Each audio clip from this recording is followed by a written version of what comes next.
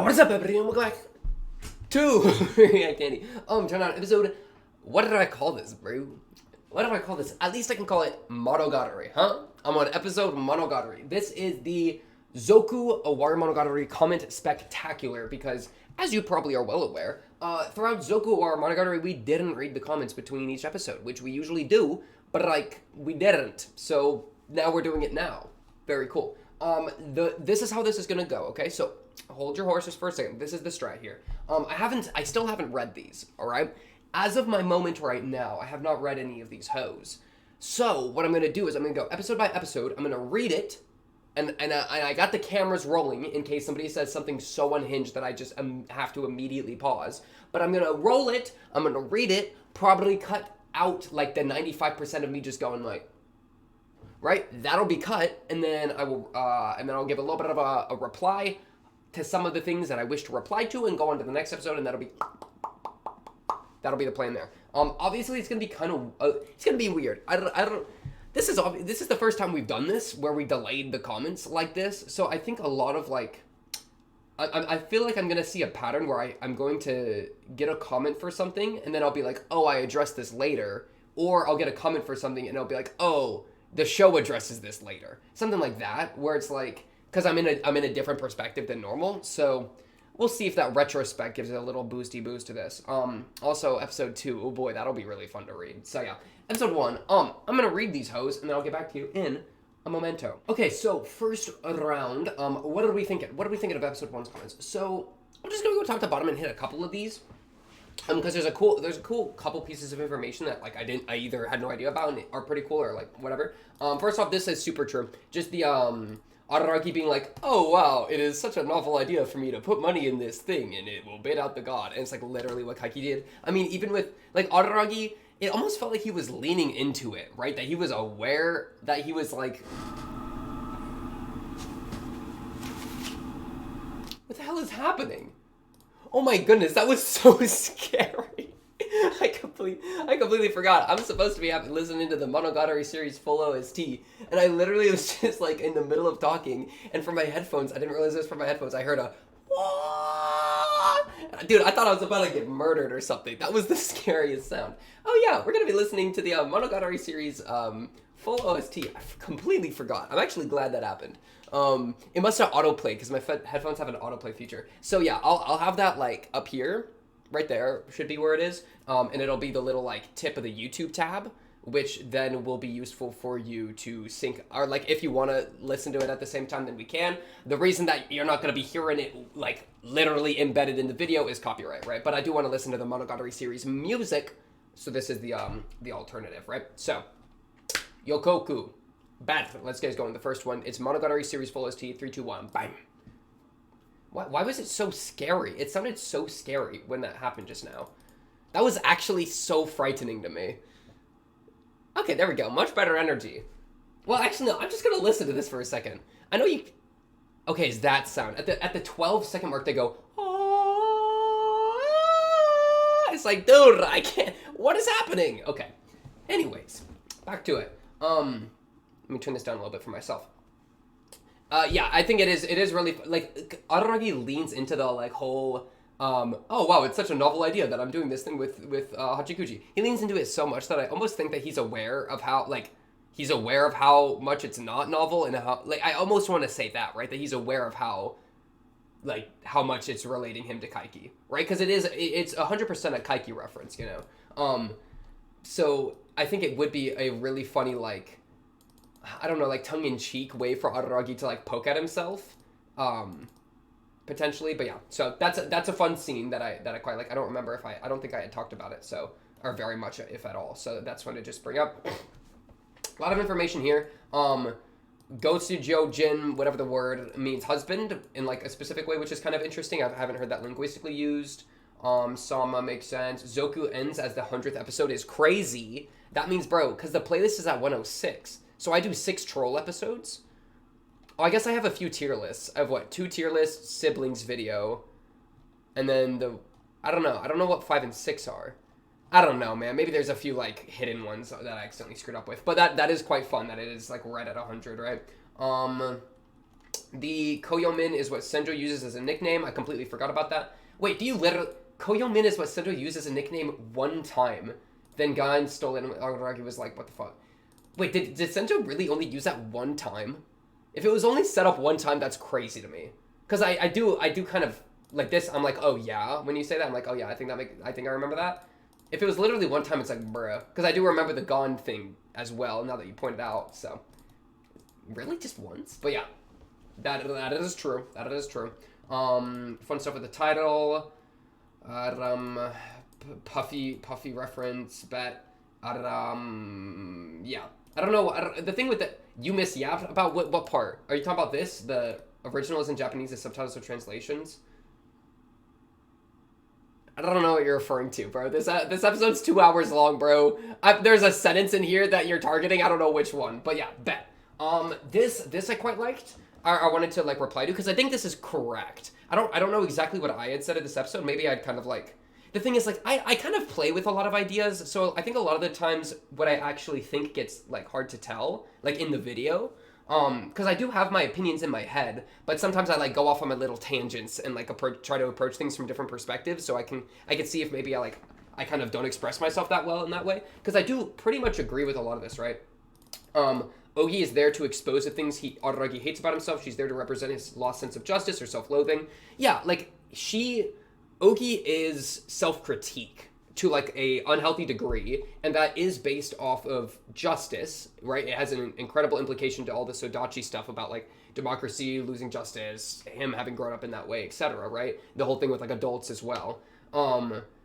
I think those are all very connected. I mean... pretty literally in the arcs we've watched, I think those are very connected, right? I mean, Ogi's literally in Sodachi, the freaking Sodachi, Ogi formula is about Sodachi, right? Or like largely about that all, right? And then we also have, so I think that connection's very strong. And then we have like Ogi being like, her, I think it was in Suki, saying how much she likes to basically press Araragi, how much she likes to make fun of him, how like she like, I don't know if she quite said gets off to it, but okay, wrong of me. But you know what I mean? That she's like totally into it. So yeah, I think it's self-critique in a lot of ways. Really makes me think about Maoi Hell. Everything makes me think of Maoi Hell.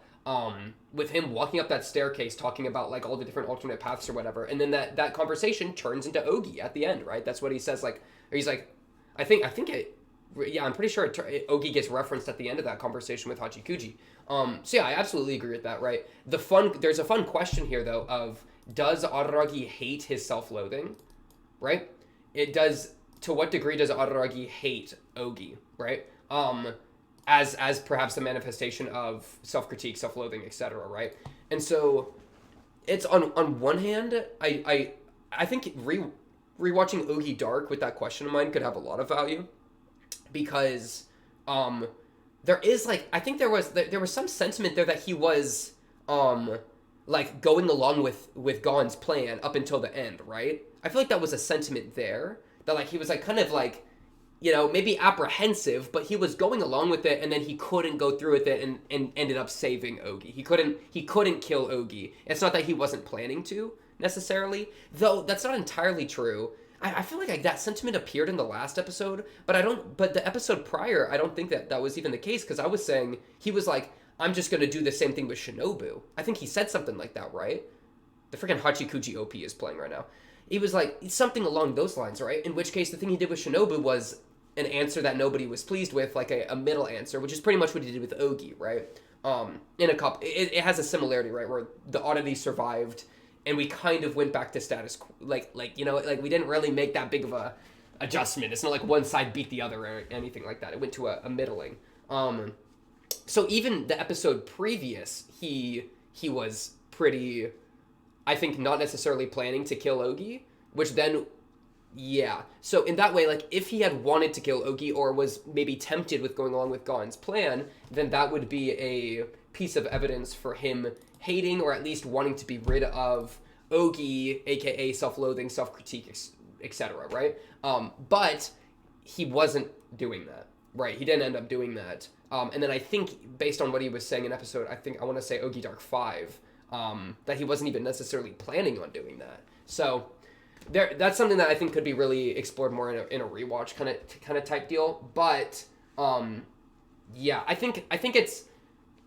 I wouldn't say that he hates his self-loathing, but I don't think he particularly likes it. I think what's so clever about the finale of Ogi Dark is that Araragi is kind of like called on he's almost called on a bluff in a sense, right? Not exactly that, but like he's called out on something where like he is willing to save other people and put his full effort into that, like no matter what. And so himself becomes another person that then that motive is used, that then he has to save them. So he's like his own thing of like saving people becomes used against him because then he's forced to save himself. So but what I like about that is I feel like there's an element of it being kind of twisted back onto him, like a forcing, which for the forcing to work, there needs to be like an underpinning of reservation, of not wanting to go through with it. Aversion, perhaps you can maybe say that him averting from things constantly, forgetting Ogi constantly,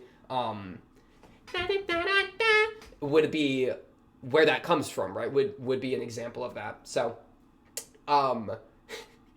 the people that aren't listening to the music got so confused there. I'm so sorry.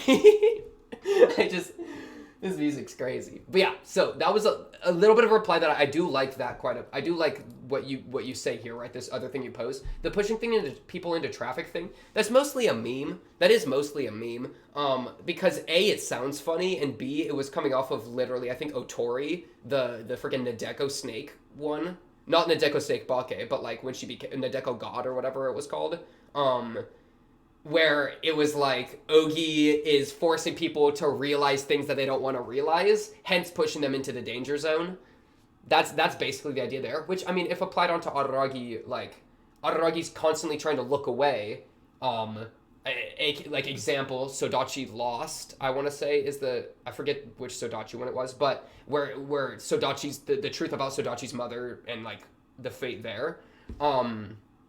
That was so horrific, and it took him like 50 hints to actually get it, and a lot of those was Ogi being like, yo, are you an idiot? Like, here's more information over and over, right? That process of forcing someone to realize something that they don't want to realize is what Ogi does, and to some degree, I think you can call that like pushing someone into traffic, because there's a reason they're trying to not look at this thing. There's a reason they're averting their eyes, and so forcing them to realize something puts them into a precarious situation, right? Whether that's what Ogi is trying to do. I do want to rewatch the scene you're mentioning here, about making the world safer so that people wouldn't go into traffic. I do want to rewatch that scene, so I can get a better idea of where you're going, because I honestly don't remember it very well, that like idea being explicitly expressed. But yeah, so perhaps it's not that Ogi wants that, or wants to push people into traffic, but rather that based on what I've seen, that seems to be what Ogi is doing. That would perhaps be what's going on there. But by making them realize how dangerous the world is and all that. Because it's like, bro, I mean, I'm not going to go into traffic if Ogi freaking dangles me over the edge of the median and I'm like, and the car, and I feel the wind over my face, bro. I realize how scary traffic is because I was just pushed into it, right? Like, these ideas can kind of work together, dude. That's what's so crazy about that, you know? Like, if people are scared of traffic by being pushed into it, then they will avoid traffic and will be therefore safer after the fact, hence, if they survive. So, I think these ideas can kind of work together. Crazy sentence here. This is like a summary, I almost want to say, of like, I feel like this is like a status update of like, with this framework, it's basically saying like, these are what each of the characters are doing in this framework. I'd pretty much like each of the characters is referring to, right? Like Ononoki, you know, blah blah blah. Like I would agree, all these things are happening. What that actually means under the framework, not sure. Probably gonna get more information on that in the next few episodes. So I will hold off a little bit on that. Right here, kimono is usually flipped if you're dead. That's crazy. I had zero idea. For Tadatsu to do that, very cool. So for in the arc then, in Zoku or Owarimonogatari, hers, freaking, the bird, phoenix, Tsukihi, thank you. Tsukihi would be wearing the deceased variant, right, because she'd be flipped. Not really much to read into there, unless you could maybe say that there's a reservation about her not being able to die. Because that's the thing, bro. With the finale of the arc, we learned that these manifestations of the characters are regrets either from Araragi or from the character. So it's a little bit muddy as to like exactly what we tie the regret to. So in this way, like her wearing a kimono that's reserved for the deceased, assuming that is happening with her, is that saying that like perhaps Araragi has a regret that she isn't able to die, that she is an immortal phoenix? Something akin to that, or perhaps she has that, except I don't think she has that because she's not really aware of all that, right? Of the whole immortal phoenix thing. I'm pretty sure she's not. So, but that could be a play there about the being reserved for the deceased being a play on her immortality. I am from America. Those might be weird power outlets because my apartment is so janky. It's really sad. Okay, my bed is on the floor and it's in the background of all my videos. Okay, how do you think my life is going right now? It's a good question. Sorry, we could calm down. Not from Europe though. I do want to visit Europe though. Europe would be fun to visit. I don't know. We love the timeline update. Zoku's just right there. Shout out off season. This was a very sweet comment. This was just very nice. I actually do remember I read this one before, so this one's been hearted for a while. Doing a best moments compilation would be really fun.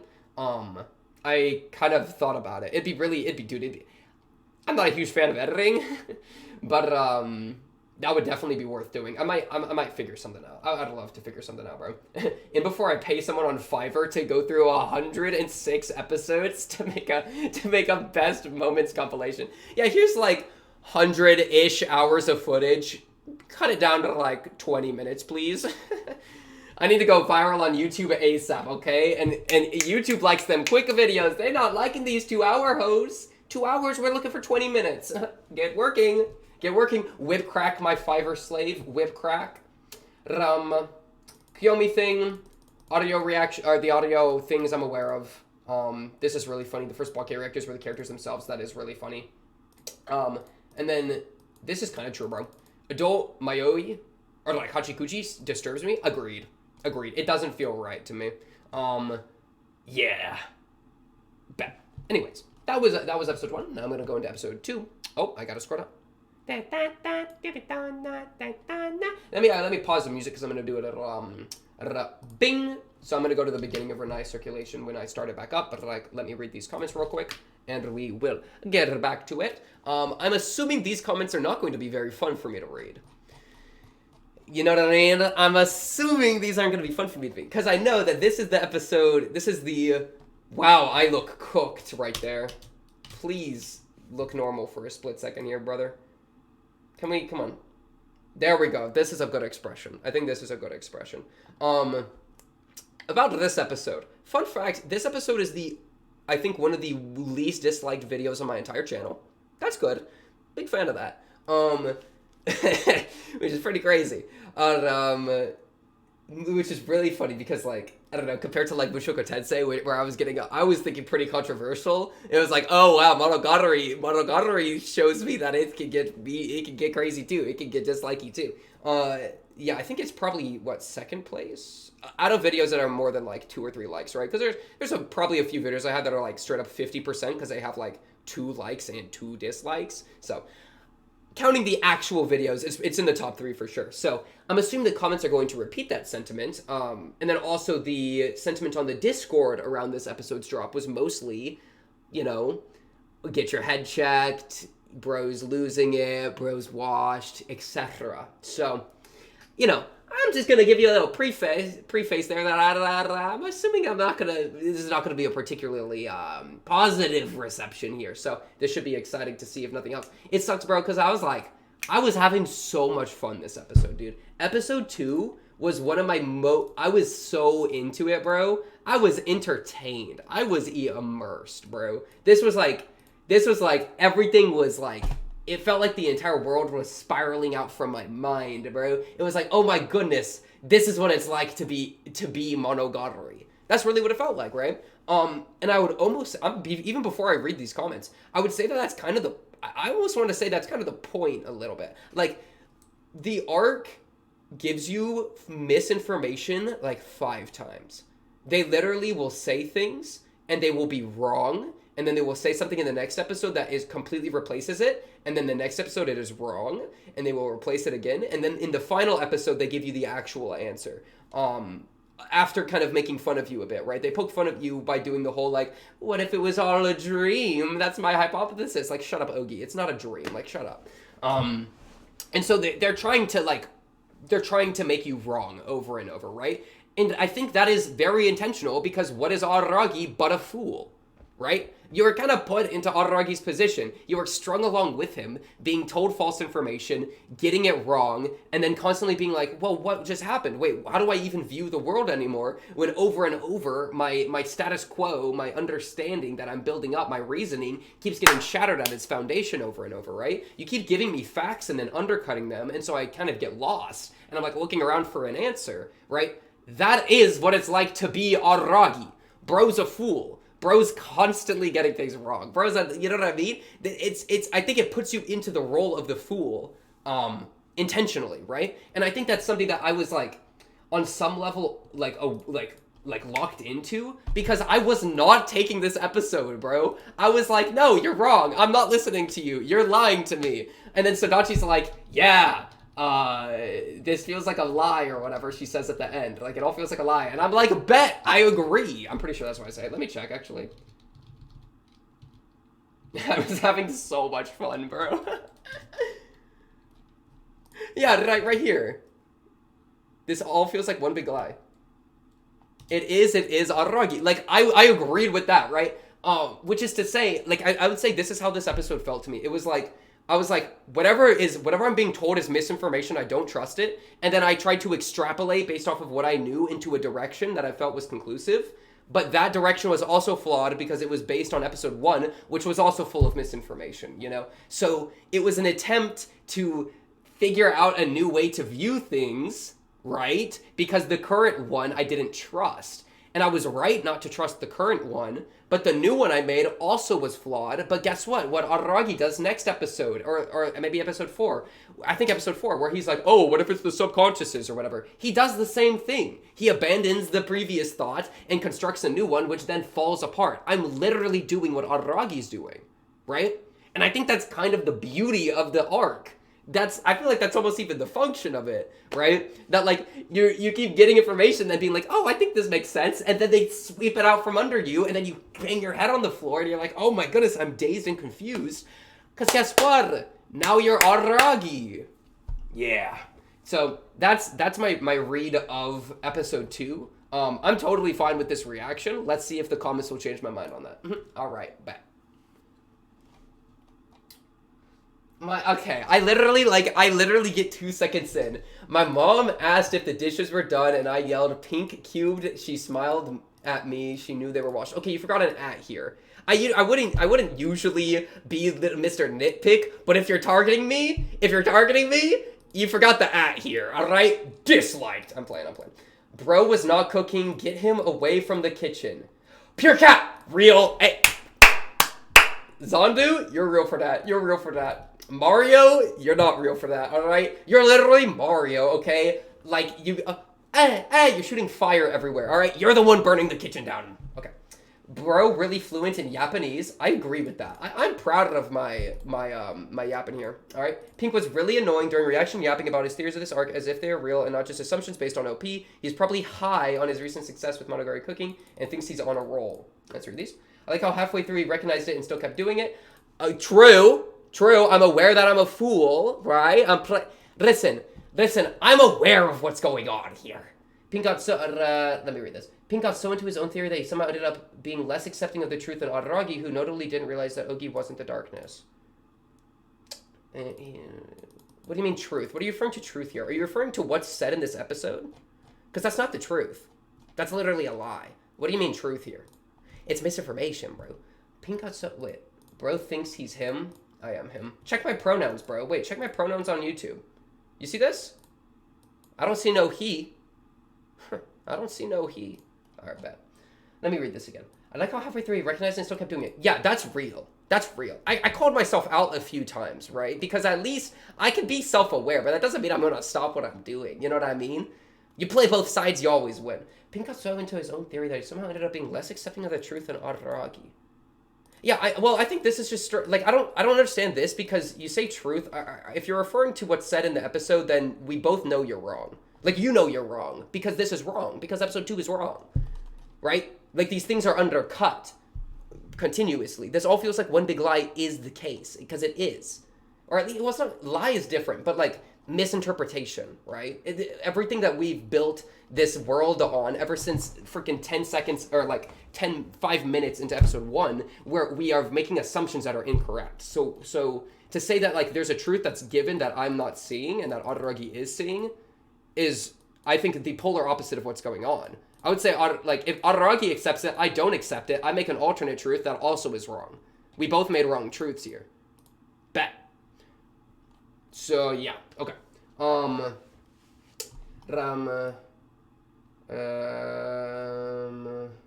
am high on my recent success. Oh, wait. Recent success? Oh my goodness. I don't mind if I do. That's a compliment mixed into the cooking there. All right. I skipped the analysis at the beginning because I didn't have much time to get, and why is bro yapping so much in this episode? Did he really analyze the OP, make a correct theory, and then watch the whole episode talking over and discredit what happened in the episode? Like, it's extreme shaming, fixated much on the theory. This season enjoyed best if you form a theory but replace it by a new one when you get new information like you normally do with the scientific method.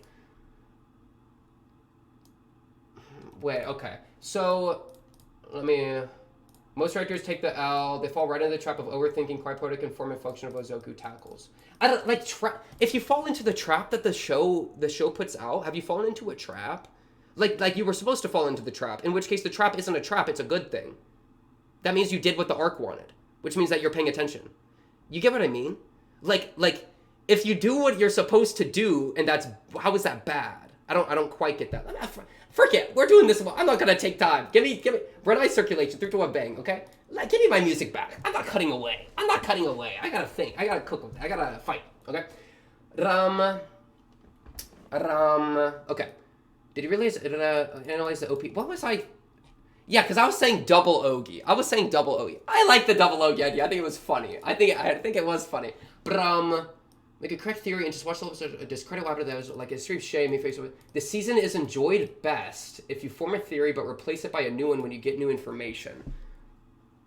Well, that did happen. That absolutely happened, right? And I don't think that even if people didn't like dislike the video a ton, I still think this would have happened, right? The thing is, dude, I'm watching these episodes with a little bit of space between to think about it, to cook with it. I re-watched this stuff I watched like 1,000,000 times. There's a bunch of qualifiers for the theory, right? There's a bunch of qualifiers mixed in. And as soon as we hit like some of the future episodes, those qualifiers start to fall apart.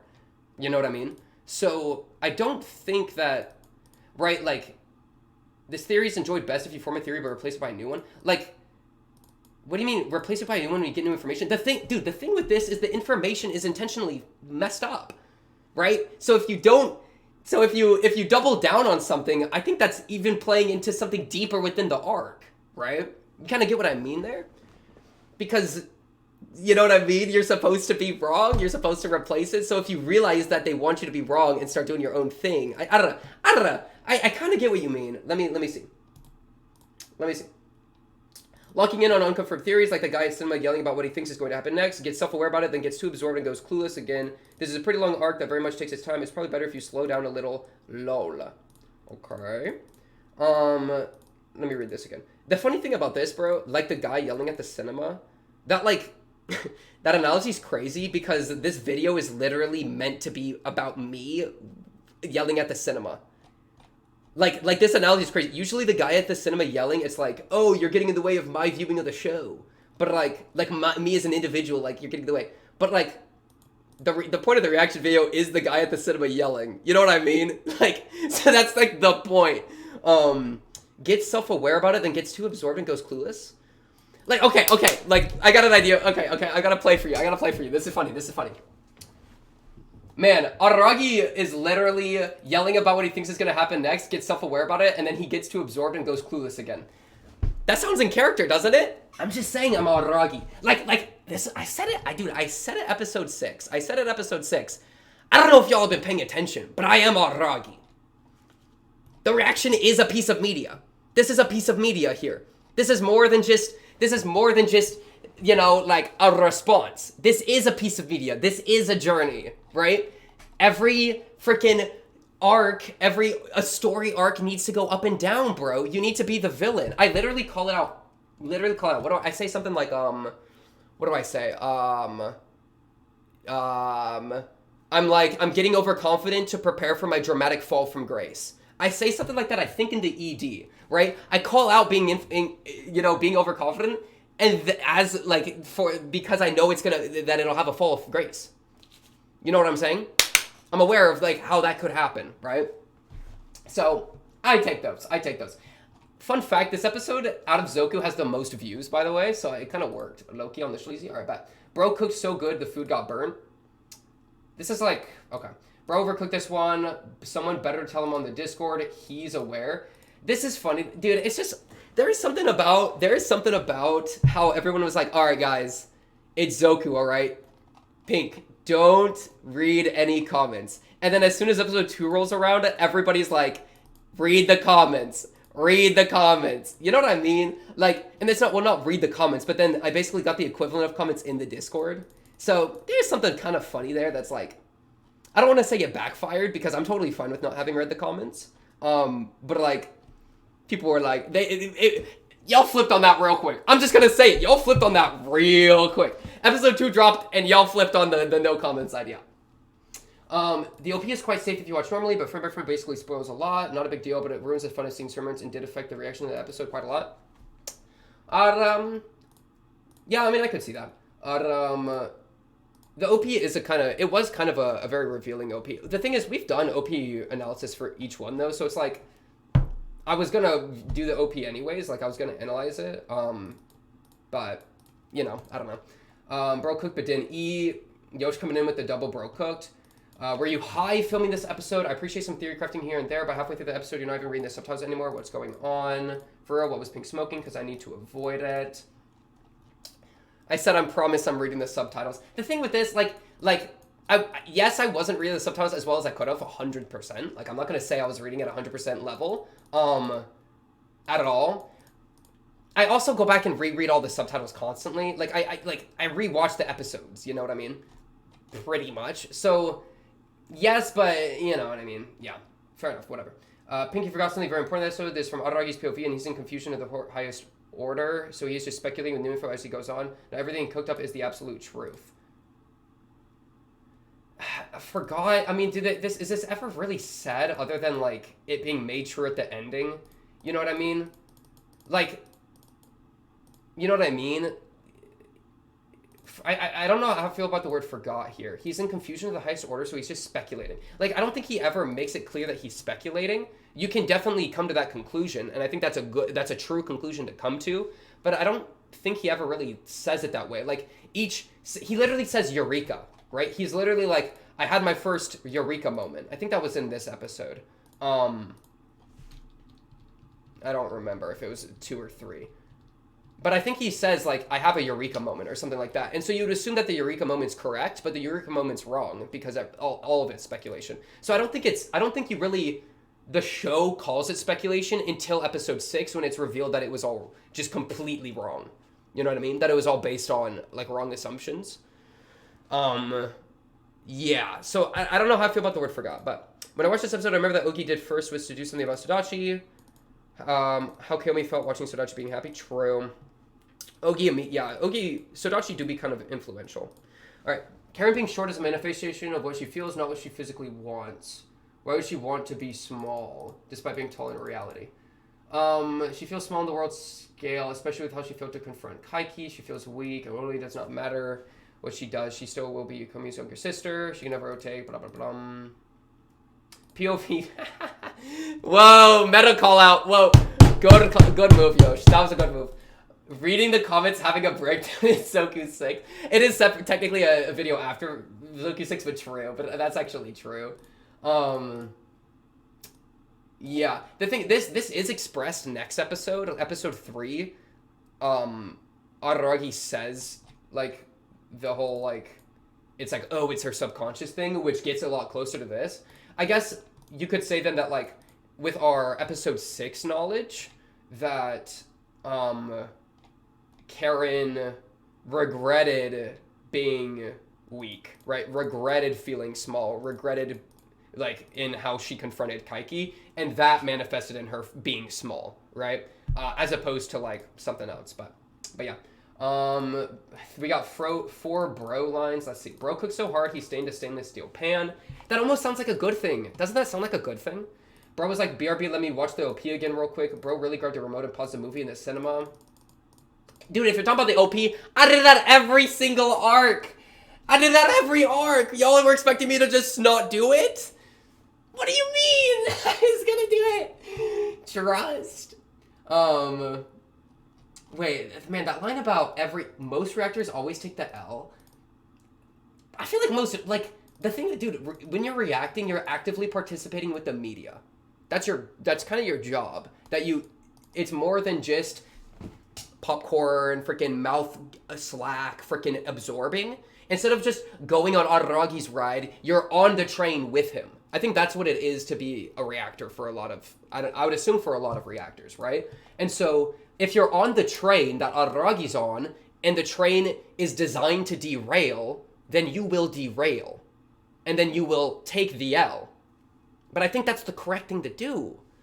I think that's the structure. What's the alternative? I guess the alternative would be, because I definitely full sent. I derailed a lot more than I'm sure most people, I don't know about most. But I don't know, because I haven't seen other reactions, so I couldn't say. But I definitely derailed a lot. I'm not saying that I was like, oh, I'm supposed to derail to that degree.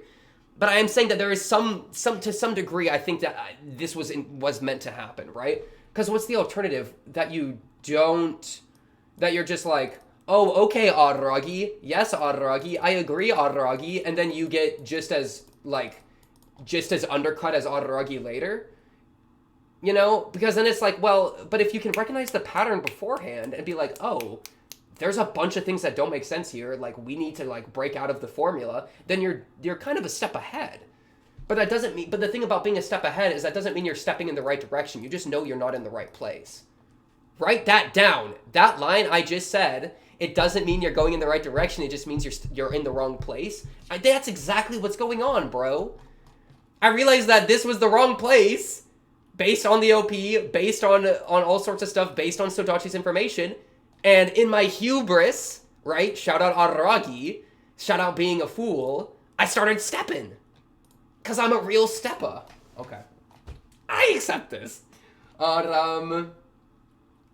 Real comment. That's so real for that. Bro was Dr. K said, let me think for a second and thought. I don't understand the Dr. K meme. I haven't seen enough Dr. K. It's gonna be so fun watching your reaction to the finale. You're real for that. You're so real for that. Bro did not cook. He's thinking too much. Okay, anyways, Ogi. He walked right into that one more on this later in Fortnite. Okay, wait, let me... What is he saying here? What am I saying here? This entire place is him thinking too much. Like, dude, the dramatic irony is perfect. This is a freaking piece of art. This is great. I love this, dude. This entire place is him thinking too much. Its double meaning is fucking art. It's beautiful. This is I like this, dude. It applies to the show. It applies to Araragi. It applies to the reaction. It applies to me.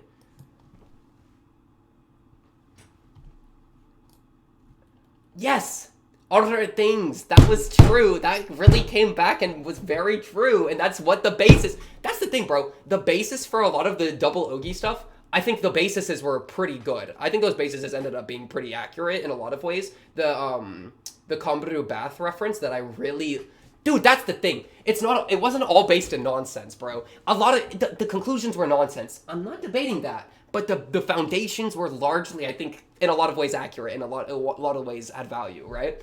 Especially the Kombaru bath thing, right? The reference to the Koyomi bath episode, that, I haven't seen a single person reference that. I haven't seen a single person reference the Koyomi bath stuff. The Koyomi bath stuff is cooking.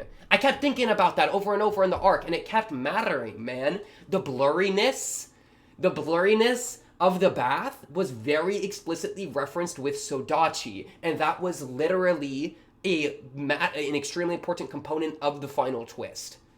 So there were things that were very correct. The conclusions weren't necessarily correct, but don't toss out the baby with the bathwater. All right, I'm a little baby goo goo freaking gaga. What's this one? This shit easy, bro. I'm there. Trust. I'm just going to get overconfident now so that I fall from grace, and that's really interesting later. I'm a so... Dude, I love this guy. This guy is... I'm there, bro. I see this as such a win. Oh my goodness. The dislikes are just likes in disguise. I haven't even thought of that way. It's all in the context. Give me a sip of my bean juice.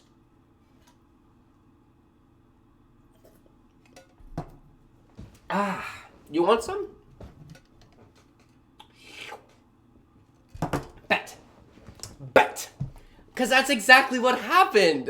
Like, I'm so happy with this reaction. I don't even care. I'm actually happy with it. I think there are things that could have been done better. There's definitely notes that I have learned. There are takeaways to be taken. I'm not trying to say that these are all wrong, right? Because I think it did go too far. But also, that's the thing, bro. I think with actually, like, in the context of Monogatari, I'm fine with it. In another show, there are definitely things to be learned, right? And if I watched it again, like, yes, you could always do the reaction better. That's the thing, dude. Every single reaction on this channel, I could have done better. Literally every single one. What makes reactions valuable, in a lot of ways, what makes them distinguished from a video essay, is that they are off the cuff, they are reactive, right? They are blind. You don't get to think. It's largely impulsive. Your mind is not, it's hard to go really deep and precise because it's more like freaking neural network, just like bam, right? It's wide net type behavior. It's neural network type behavior. You know what I'm saying? So basically, Pog, thumbs up. Gotta talk about how insanely tragic it is. Whoa, I'm losing all my energy. Turn it back up. Ding. Okay. Despite being one of the only characters, no interactions or understanding of how to use whatever, Sodachi is the first person to realize something is wrong with this world because being happy is that foreign experience for her. Yeah, that's pretty brutal, huh? Losing his mind, true. The mirror thing I actually did learn about. It's freaking like the light goes through it, so like if it was a clear thing and you had tape on it, then it wouldn't reflect. I don't know. I have a better understanding of mirrors, but we're locked in. Okay, let's read this out. I'm already seeing there's a sad, angry face at the end. So this one's gonna be okay. Lock in. Okay, and it starts with okay. Oh my goodness, I'm getting like a report card, bro. My teacher's like, okay, so you failed the test. Like I'm getting one of those comments, man. It's got 5 likes too. 6 likes. Okay. Honestly, you were a little annoying this chapter because you denied the information they gave you to deny something that you were only theorizing. I believe that this is not an illusion. It is a physical world that Araragi is experiencing physically. The other characters are real entities created by basis of the... Okay, whoa. We gotta lock it in. I'm a little lost. Okay. I believe that this is not an illusion. It is a physical world that Araragi is experiencing physically. The other characters are real entities created by basis of the eccentricity that causes all this. Therefore, it can have its eternal logic, as Araragi mentioned, as the internal version of the characters. So yes, this is real. They are not illusions. They are beings that were created when Araragi entered the mirror. Even so, I understand that he should not take responsibility for what happens there, but none of that makes sense because your theory is not correct. Angry face. Well, I could say that... okay, so based on how this comment is written, I'm assuming that that this was written before this person had watched the end of the arc, because they say there are beings that were created when Araragi entered the mirror, which is to say that, like, that obviously isn't the case, right? Because we know, based on the final twist, that the mirror wasn't entered, the mirror came onto us, right? And so, neither of our theories were technically correct. If we're gonna lock in. Okay, lock in. I believe that this is not an illusion. It is a physical world that Araragi is experiencing physically. The other characters are real. Yeah, I mean, a lot of this stuff I kind of did play with later, which honestly I really liked playing with. I really like playing with certain things, right? Sorry, I'm trying to clip farm. I like playing with things, something minors, bet. Okay, that was a little... You see what I mean? Okay, lock it in. Right, and so I feel like there was the conversation that I quite liked later of, like... Is this world real? How do we define if it's real? How do we compare this world to the typical real world, right? The non-mirror world. That was some stuff I discussed later that I quite liked, that I think that discussion wouldn't have been possible if you just accept that this world's done physically, because it's like, okay, what is our evidence for this? You know what I'm saying? I think it is fair, and I think it is true, but actually, like, I think digging into that, I think is something that has value. So, you know, immediately hand waving it away as an illusion, that is pretty troll. Not gonna lie, your boy was kind of on different energy. You know, I'm not gonna deny that.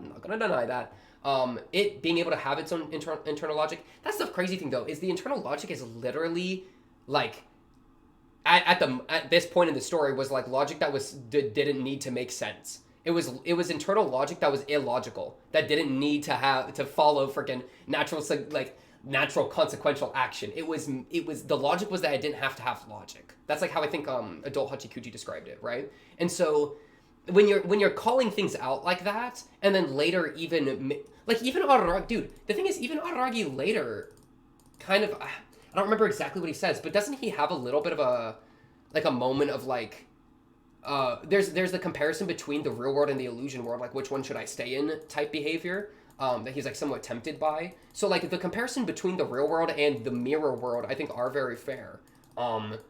Making it into reality and illusion perhaps isn't the right way to go. But man, especially when it's yeah, whatever. I think that's fair. But by the end of the thing, right, we obviously both get played for fools, no matter what route we go. So it all, it all equals 0 at the end of the day. I forget how that's a Monogatari reference. This is the same line that we watched earlier. Crazy how the people against it on Discord announcing it should have been seen as a movie. Saying kind of Zoku was released as a movie in theaters. I wonder how different the experience watching an episodic format will bring. Normally it's fine that the flow is kind of obvious on appearance. Speaking of maybe probably a movie. I don't see why it should be watched as a movie. I kind of don't. I think I actually am totally fine with having not watched it as a movie. This music is so crazy. The thing, if you watch it as a movie, then you don't get time to be made into a fool, right? You don't get time to play at all with the thoughts they give. Because if you watch this, like, imagine I watch this as a movie, right? Well, I could tell you what exactly happens, right? I watch, as I'm going, I'm thinking, I'm cooking, right? I'm like, oh my goodness, it's Sodachi. I get blindsided by that. Oh my goodness, it's Komburu's mom. I get blindsided by that, right? Because we wouldn't have been able to watch the OP analyze the OP. So perhaps value there, whatever. If you care about big reveals in Monogatari, which you could debate whether that's even at all important, because things like Hana Monogatari with Kaiki's death being complete, you know what I mean, not making sense. Then a lot of these like shock moments are intentionally subverted with Monogatari. But let's say we want those. Right? Totally fine. I'm fine with accepting that. Then what happens is this: you watch, you get hit with one of these interesting ideas like, oh, they're all subconscious, right? And instead of getting time to play with that, you keep going, right? And then at the end, you get the actual answer, and it completely invalidates every other answer, right? There is literally nothing to think about with, are these the character's subconsciousnesses? You can't do anything with that if you watch it as a movie, because you are told it is wrong at the end. So you don't get to do anything there, right? And I like doing things with that. I thought that was fun, bro. Actually trying to think about if this as if the Tsubasa cat, if Black Hanakawa running around, if that was Hanakawa's subconscious, reevaluating Hanakawa's character in this new context, right? Recontextualization, I think is a huge part of what makes the show so interesting, right? That's kind of the value of a rewatch, is it's based so much on being able to, it's all recontextualized, right? And so you don't get to do any of that, right? You don't get to play along with any of those ideas of like, oh, I guess maybe this could be subconsciousnesses, because they're all wrong. And so you just lose out on so much discussion value. You lose out on being able to explore so many ideas, right? Which I think is the heart of the show, or at least in my experience of it, has been exploring ideas. So yeah, there's also the point made that like each episode, I think, makes a lot of sense as an episode. My idea there is like, you get very clearly like the end of an episode is like, oh, we see a new character and then it cuts off, right? We got that with Kiss Shot, and we got that with Komburu's mom, right? Gone Toei. So that is very typical of like the seasons prior, where it's like, oh, we're building up, we're doing one or two crazy big long conversations, and then they kind of cliffhang you right at the end. That's super formulaic for the show, and this arc episodically does that successfully, right? The only thing that makes it feel like a movie to me was the last episode being extra long. Like, That's the closest thing there. If you didn't tell me that this was a movie, I would not have ever thought it was a movie. The only thing in this entire series I would consider a movie would be Kizu, because Kizu feels extraordinarily distinct from the rest of the show in a way that no other arc really matches. You know? And especially this one is a lot more akin to a normal episodic arc than it is to Kizu the movie. The closest thing I could compare this arc, like the movie idea to, would be Ogi Formula, because we watched Ogi Formula in one sitting, right? We watched both the 2 episodes at once. And I even took a break between the 2 episodes, which would have defeated that. So even in that way, I didn't watch that as a movie, right? Because I don't think people would have wanted me taking breaks between each of the episodes here. Or really, I don't know, maybe. But if you watch it as a movie, I assume there's not really time to break. I mean, maybe you'd get a few moments to, like, 5 minutes, 10 minutes to spit out a few thoughts, but you are not getting the let's see, like, 22 minutes here, 53 minutes here. Bro, the episode, this would have been a total of, let's see, what is the total hours here? 2, 3.5, 5, 6.5, 7. This is like roughly 9 hours, right? This is roughly 9 hours of discussion on top of the video, or on top of the episodes, right? Each episode, 20 or so minutes. Let's just say that the movie's 2 hours, 9 hours. There's 7 hours of discussion on this hoe, right? I think I did the math right there, roughly. And so, dude, you'd be getting like 45 minutes at the end, and then maybe 10 minutes between each. You'd be getting like 5 less hours of discussion. And that's 5 less hours of time recontextualizing, twisting things around in your head, and making theories, having theories dismantled, recontextualizing, etc. Right? So I would probably, if I had to recommend this either as a movie or an episode, if you're a reactor, I would say episode. If you're not a reactor, I would say do whatever you want, because if you're not a reactor, it doesn't matter.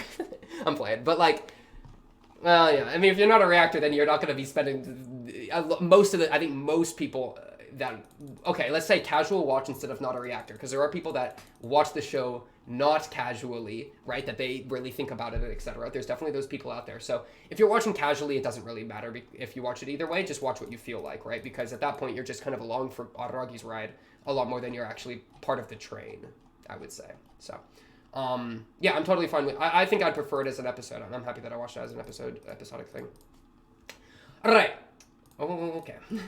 I don't understand why so many people are complaining. I haven't watched Zoku before, so I don't know what the right version of the story is yet, but watching Pink come up with theories is part of the fun, regardless of whether or not his theories are right. Maybe his current assumptions could ruin a moment later on. I wouldn't really know. And maybe you got a little too stuck on a single theory this time, but for now, I'm enjoying the yap. It's like game theory. Nobody... Okay, that's a funny comparison. Nobody watches game theory to get the answers. They watch it to see an interesting thought process and an interesting idea. Sometimes these ideas are right and sometimes they're wrong. It'd be boring if they were always one way or the other. The same can be said about reaction channels. Of course, the irony in all this is that I'm saying that a part of the appeal of Pink's reactions is the alternate realities he comes up with, while the current theory he's stuck on is about alternate realities. Funny, that is ironic. I agree. Yeah, I love this. Sad that I see it's getting immediately ratioed, so we're about to see what happens there. But like, what the heck is this music? But yeah, this is exactly how I view most media response, right? Most media response, especially ones that are reactionary. So that includes Let's Plays, right? Let's Plays, reactions, things of that nature.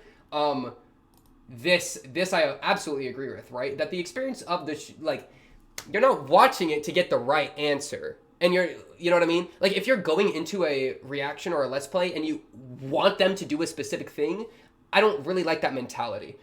Not to say you can't hold it, because who cares what I think? Do what you want, right? If that's what you want, then speak your truth. But like, for me, right? I mean, it really comes down to it. There was I'm not going to get into specifics, but like, I remember watching a Let's Play, and there was a character I freaking adored, right? And the Let's Player hated that dude, bro. He hated that dude. He made fun of him. He trashed him, bro. He like tried to kill him over and over because it was a game, so like it was like a choice game. And I was like, oh my goodness, bro's got a completely different take on this character. But like, and I guess at the moment I was maybe like a little like, that's kind of like, it's kind of weird that like we're on such different wavelengths. But I really like that at this point, like looking back, and if I ever rewatch that like episode or whatever of that Let's Play, which I sometimes do actually, it's one of my favorite ones, so I go back to it every once in a while, right?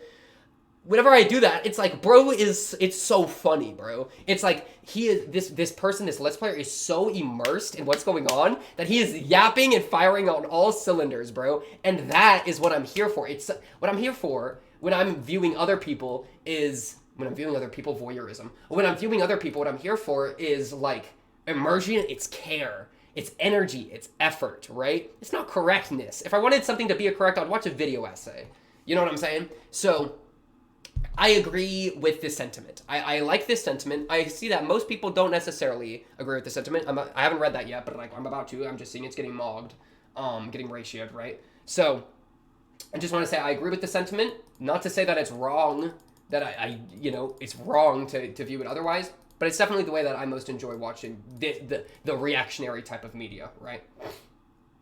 Yeah, exactly. So he's not paying attention to the story and too fixated on his theory that he either ignores what is presented or disregards them immediately. Confirmation bias. The problem people mostly complain about isn't really being wrong or right. Pink just got stuck on some assumptions he made while watching the OP and extrapolated the plot further based on it while almost ignoring what's being said in the episode, or denying it, or yapping over it. It's not about wrong or right. It's about properly receiving new information, discussing it. To be fair, he did rewatch a lot of moments in post-discussion and actually talked about things in the episode. It's just that people expect yapping during the reaction to be somewhat connected to what's going on the screen, not a complete branch off train of thought. Yeah, and I think this would probably be the closest thing I would change would be moving. It's just, bro, it's like yes and no. The thing is, like, the reason that I was talking about things during the episode is because I was literally so excited. I was literally so immersed, bro. I was so immersed, I couldn't help but freaking just information, immediately I'm applying it to everything. Information, immediately I'm like, no, F you, you're wrong, right? Like, that I was so in that energy, right? And, like, so, like, I agree with this in the sense that, like, I think those things are best left after the episode. But I do, like, I guess it would be just hard to thread the needle where it's, like, maintaining the energy while also holding in the correct things. That's kind of hard to do. And I'm not, like, I don't know. I would be scared of what's the word? Like, of losing the energy in an attempt to do things, quote unquote, properly, right? It's about properly receiving new information and discussing it. Because, yeah, I mean, in the moment, I would say that I was getting all the information, and my discussion of it was saying that it's wrong, which I think is freaking funny. In retrospect, that's really funny to me. But yeah, I do understand the sentiment, and that's probably the thing I would change the most. So I kind of get that. But if Pink could pause the show and go on an almost unrelated tangent just to continue after... Wait. If Pink could pause the show and go on an almost unrelated tangent just to continue after some yapping completely locked into what's happening, I'd say a lot less people would be bothered. Yeah, exactly. Except I hate pausing the show, right? Because of timers and energy and such. That's the thing. Like, the reason I don't pause the show is to maintain energy. I'm immersed in the show, and interrupting the flow is like the enemy, because it's, for me, it's very train of thought. It's very river. It's very passing. It's very quick like that, right? And so, pausing to me is antithetical to that, right? Where it's like, yeah, I hate pausing immediate. This though would perhaps be a time when it would have been useful. So, yeah, this is probably the thing I would most accept out of these comments, right? That is like critique that I would be like, yeah, I think that's pretty fair. Just watch the Sodachi encounter, for example. I thought it would hurt Pink on the inside because of how much he cared about Sodachi and her arc and how different Sodachi's story could have been. Question mark. What could have been? What could have been? That's the name of my episode. What could have been? Bet. As we see here, instead, Pink was yapping about how this isn't real and completely closed off to it, to the point that he himself said, "You're not real. Sorry. Let me emotionally invest in this." The thing about this, bro, I don't think I could have ever, like, even if I wasn't tripping, which we could argue about if tripping's bad or not, and that's what I've been arguing about, is whether it's wrong to trip, but even if I wasn't tripping, I don't think I would have really emotionally invested in that moment. It's one of those things where it's like all these characters are acting so different than what I'm used to, that to apply that onto the characters and to apply that onto my emotional investment of the characters, it feels wrong. You know what I mean? Like, Sodachi, as we see her, it's like, bro, the reason I love Sodachi and the reason I'm so emotionally invested in Sodachi is because of the pain and suffering and the anger and the growth, the very slow growth, the very soft acceptance, right? The way she goes from that angry, aggressive tone to the very soft, like, like, can you please leave? Like, I'm no longer angry, but I'm just tired. That energy is why I love Sodachi. That energy is what got me emotionally invested in Sodachi. Sodachi being all cutesy, fire sister, brush my teeth, Andy, is not at all the energy that gets me emotionally invested in Sodachi. So to see Sodachi act in that way almost feels like you're puppeteering her character in order for some alternate means, right? It almost feels like bait. And that's exactly what it is. And that's exactly what she calls it out to be. You're not real. Sorry, let me emotionally invest in this. That's the conclusion of what she says. I feel like this is all one big lie. Because it kind of is. Because it's not... It isn't real. Like, it's real in the same way that an Oh, wait. What arc was that? Oh, my goodness. Wait, I think I just connected something to Kaguya in my head. That was crazy. About, like, the emotional... Or was that... Oh, Monogatari. Oh, my goodness. My wires are getting crossed. Anyways, the like, it's real to the degree that a regret is real. A regret that's forgotten is real. You know what I mean? Where it's like...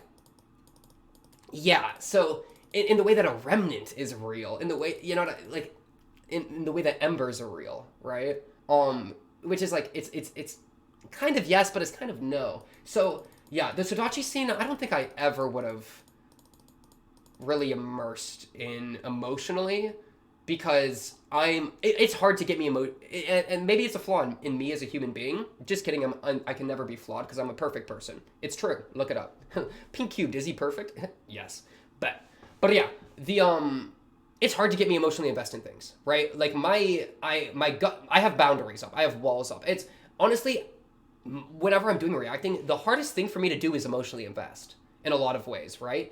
I find it to be an incredible feat of a show if it makes me care, right? And it's funny because it's something that I'm aware of, and I very, very, very actively attempt to do, right? I attempt to emotionally invest. I say things like, quote, sorry, let me emotionally invest in this, because I'm aware that I have a tendency to not do that, right? That's why Tsubasa Tiger was so fire, because it got me. It got me in a way that I'm usually not got. And that's why this Monogatari is so fire. It catches me in areas that I'm usually not caught in, right? It gets me emotionally invested by targeting areas that I feel like I'm never usually seen it. It validates me, my emotional experiences in areas that I'm very infrequently validated, right? And so that's what's so pogged about it. But seeing Sodachi being like this, it's like, it feels like a low-hanging fruit, right? It's not like Tsubasa Tiger or freaking, I care about Hanakawa so much, I care about her arc, she's personally relatable, she's hitting me with all these things. It's flashy in your face, you know, colorful, freaking, like, slice of life type beat, Fire Sisters type beat, cutesy. And cutesy is like it's like poison to me, bro. I don't like cutesy, bro. That's why I did, like, Nisei. It's like, bro, this entire arc is like, I'm, like, laughing it off a lot of the time, right? It's because, bro, like, when I see the toothbrush episode, I'm just like, it's okay. Like, yeah, and? That's literally my response. That's, like, the complete opposite of emotional investment. The opposite of love isn't hate, it's, like, indifference. It's that quote, right? The opposite of emotional indifference, or the opposite of emotional investment is indifference. It's like batting the hand away and such, right? And that's kind of where I'm at whenever I get that cutesy stuff. So yeah, it being tied to Sodachi, especially in the world itself, is unsure. When we're in an environment that, like, we've never been in an environment like this before, that it is so blurry, that it is so unknown, right? I feel, man, have we ever been in anything this unknown? I don't think we have. I think this arc played with the unknown more than anything else. Even the time travel Kabuki, bro. We went into it knowing what it was. Freaking Shinobu explained it to us. We got dragged into this hoe, or rather, it got dragged into us. Pause. So, you know what I mean? Like, to doubt, I think is, you know what I mean? Yeah. You give me doubt plus something that, like, I would have to really, really put effort into emotionally investing, and I'm not going to do it. Right? Because I can immediately go to my doubt and just use that as a weapon to knock away any emotional investment. So in that way, I think this was inevitable for me as a human, no matter what mood I was in. But I still think that this is fair and would be pretty fair. Bet. It's never about being right or wrong, it's about engaging with the media. That's the crazy thing, bro. That this was like, I feel like I feel like this was like engagement with the media. And the thing is, it's engagement through not engagement. It's engagement through denial, bro. Like, denying something is doing something. The opposite of accepting something isn't denying something, it's not doing anything. The opposite of immersion isn't denial, it's not doing shit. That'd be kind of my perspective on the matter, right? I do understand, though. I do understand there are times and places. I totally get what y'all are saying. Some of y'all are saying. Some of y'all I disagree with. Some of y'all I think are making fair points. But, personally, I think you should drop Zoku or Monogatari. Some things will happen that I know will make your head explode. It may be bad for your health. I personally love this arc, but I don't see you getting past a certain event. You should delete your reaction and react better. Lol, bro, chill. Okay. So this is a reference. I'm not to another comment that I've gotten before, so I'm just gonna call it out for what it is. But this part's new. You can't just add a tagline to it, bro. This is the meme. What is you should delete your reaction to react better? This is the DLC. No, I don't put DLC on the comment. Oh my goodness. All right, bet. Am I washed? I don't think I can be washed. You know why I can't be washed? Because I never was dry. I'm always wet. Bet! Alright, episode 3, bro. Should I just keep doing it as going? Okay. A little shorter one here. So, let's see. For those thinking the speed is our... Oh, yeah, I screwed up the speed on this one. I think it is so funny. Yeah, this is so funny to me. That I just... It was like... I was like, dang, this episode's going really quick. Why are they speaking like this? Bro had it on 1.2 times speed. It's so bad. It's so funny. Alright. Integrated doesn't mean gone. It means merged with oneself. It doesn't disregard whether this feeling exists or not. Actually, exactly because it's integrated, those feelings are given a space to exist. So I think this is referring to what? Black Hanakawa getting integrated with Hanakawa? Question mark? I think that's the closest. That's when I use integration. It doesn't mean gone. True. Right. It means emerged. It doesn't disregard whether the feeling exists. Actually, exactly because it's integrated, those feelings are given a space to exist. I kind of address this all later. I think I address this later, right? Because in my conversation about the different... It paused. Go, Gehu. Oops. No, give me Gehu. 21, Gehu. 1000321. Bang. Gotta get the music back up. What is this music? It's freaking like horror music. Yeah, I think I dealt with this comment in like 2 or 3 episodes. Somewhere in here. I think episode 5, or maybe the beginning of episode 6, I talked about this.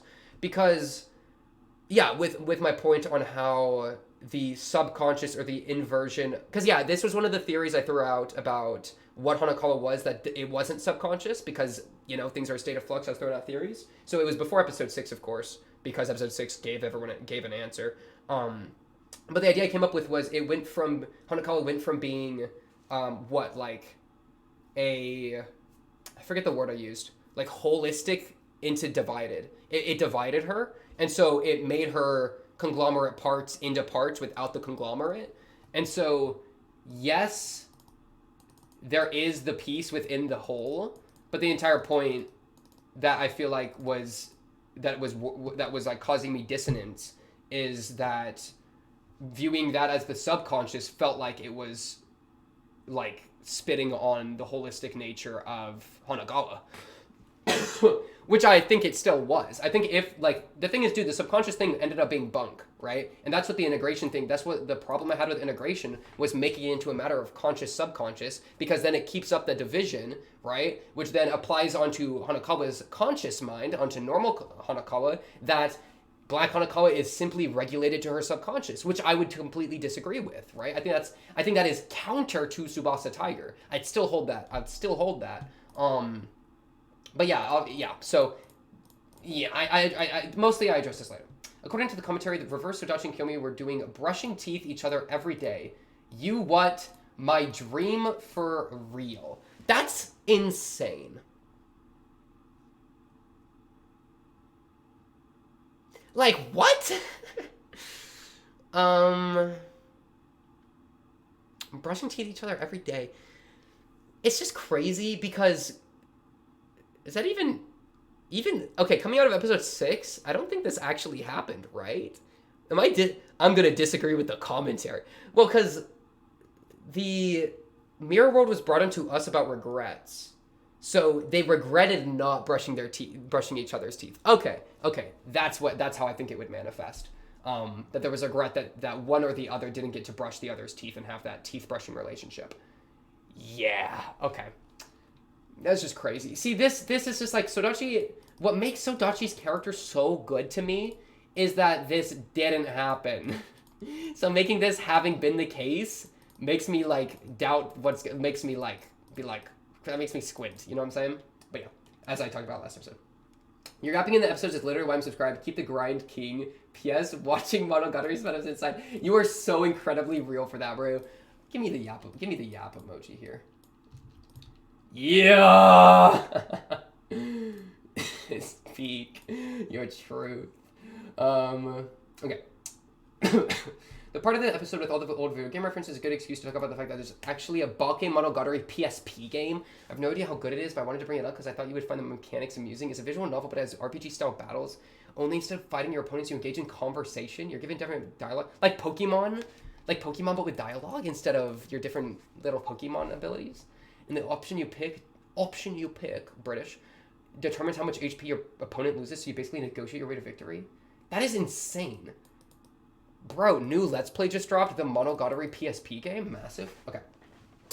Integration means to accept a part of you as a part of you, make it a part of your self-expression and conscious thought process, and thus take control of it, as it's no longer part of your unconscious, no longer repressed, so it doesn't burst into the surface when you're weak. I love, this is like, yes. And that's why I didn't like the subconscious thing, right? Because it, regulating it to the subconscious is the opposite of making it part of your self-expression and conscious thought. 1,000,000% agreed. 1,000,000% agreed. And that was my entire issue with the Hanakawa thing. Doesn't change. And that's the thing. That's what's so good about this arc, bro. Is that I'm like, I doubt this because of Hanakawa. And then the doubt was correct. The subconscious idea was bunk. So using the Hanakawa thing as a way to fight against it was the right move. Doesn't change that it's a side of your personality. You're just putting the reins on that sub-personality. As usual, it would really help you understand if you kept applying what's being said to Araragi.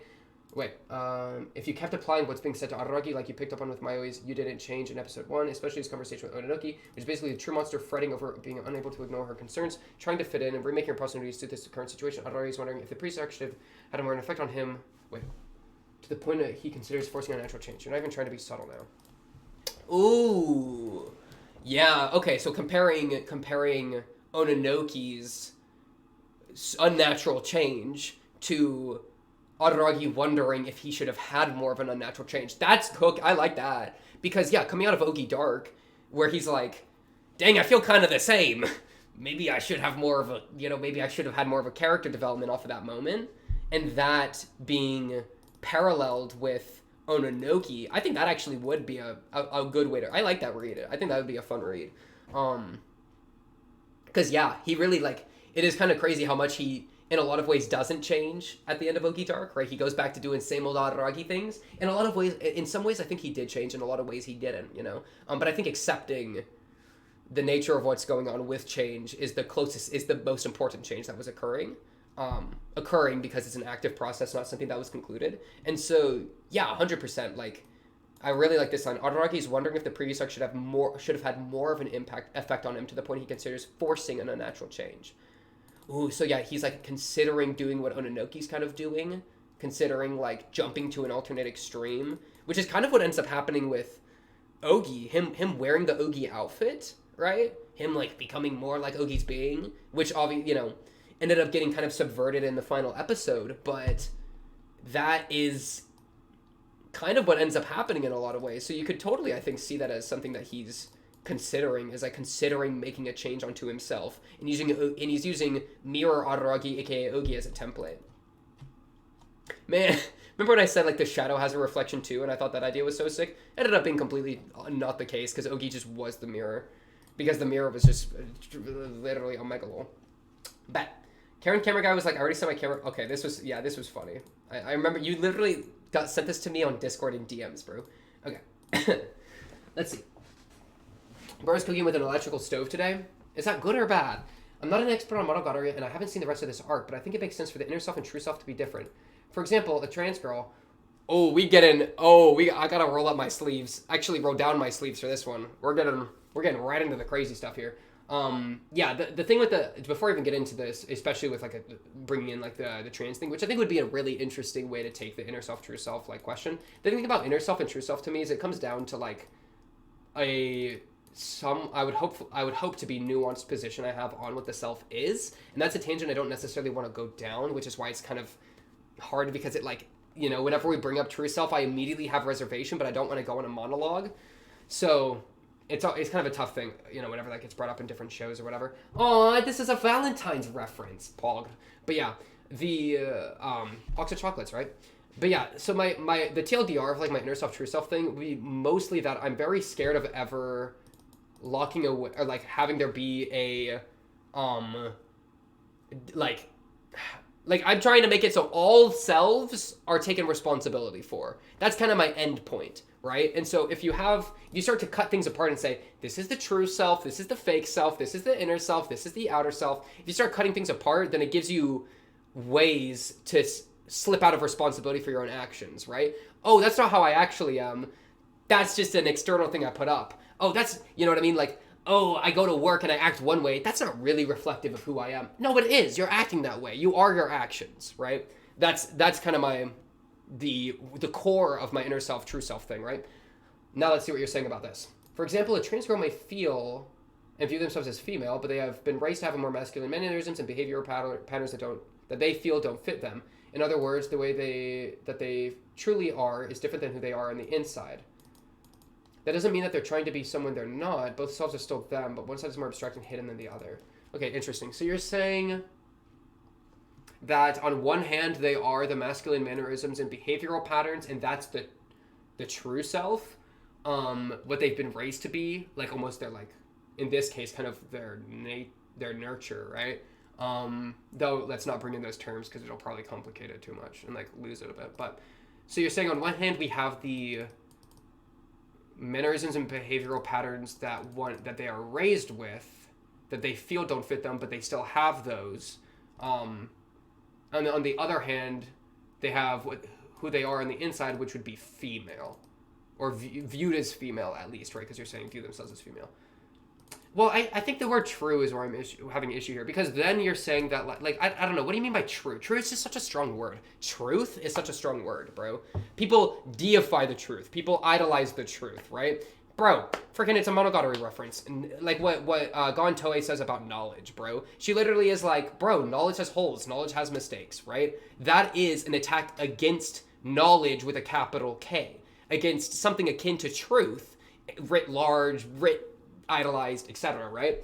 And that's why I really liked her counter there. So the word true like worries me a little bit. It's almost like saying like what you are isn't what you are on the inside.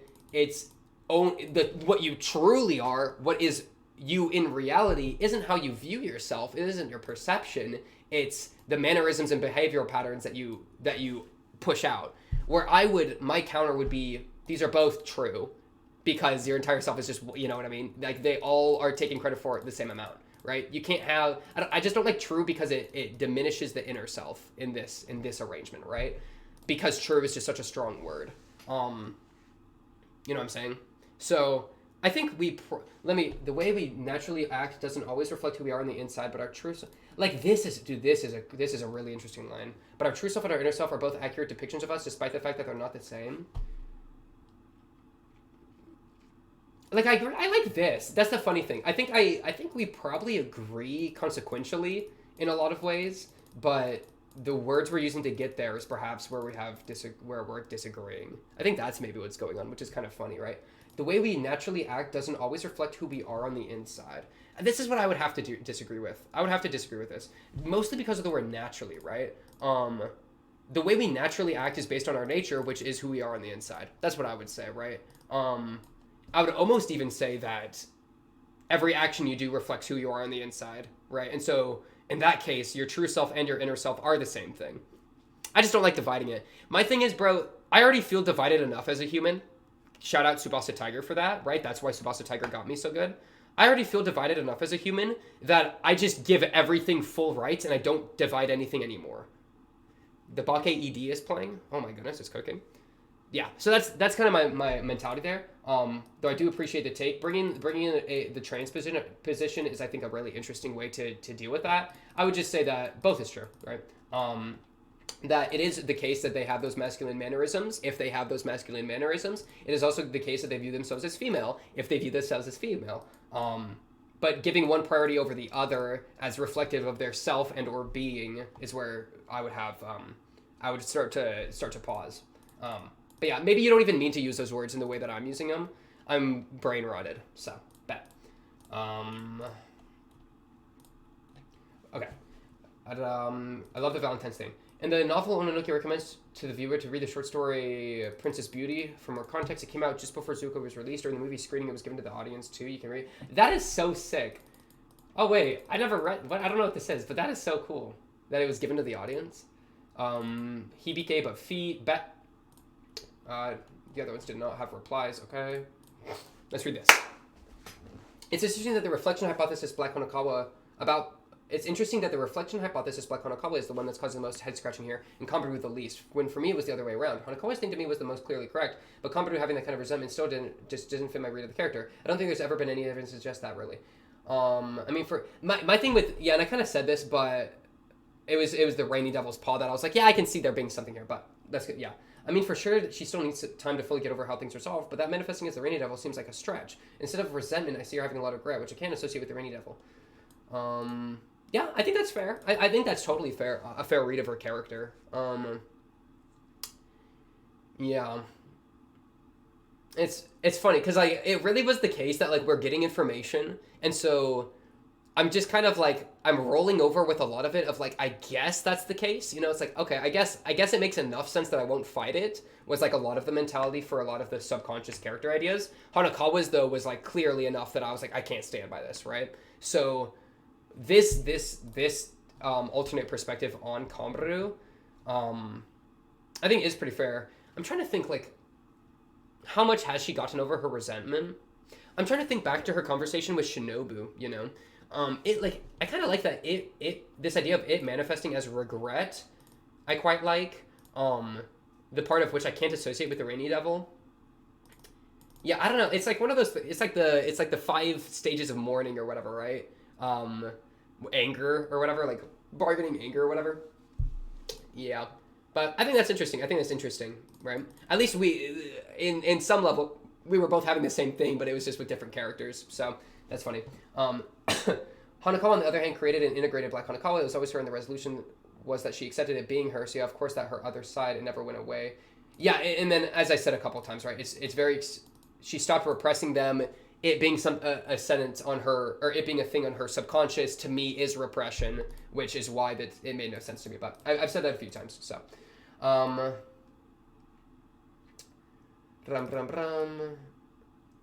it's just that I wasn't fully on board with Araragi's speculation at this point. Agreed, 1,000,000,000,000%. Or maybe wait, maybe Araragi does call it out as speculation a few times. Am I tripping? Because earlier I said he didn't ever do that. I think he actually did, didn't he? I feel like I'm remembering him having said that. I guess I usually just... Sometimes he does, but then sometimes he is confident. Man, that's one of those things where I'd have to go back and see which things did he say were speculative and which things did he say he was confident in.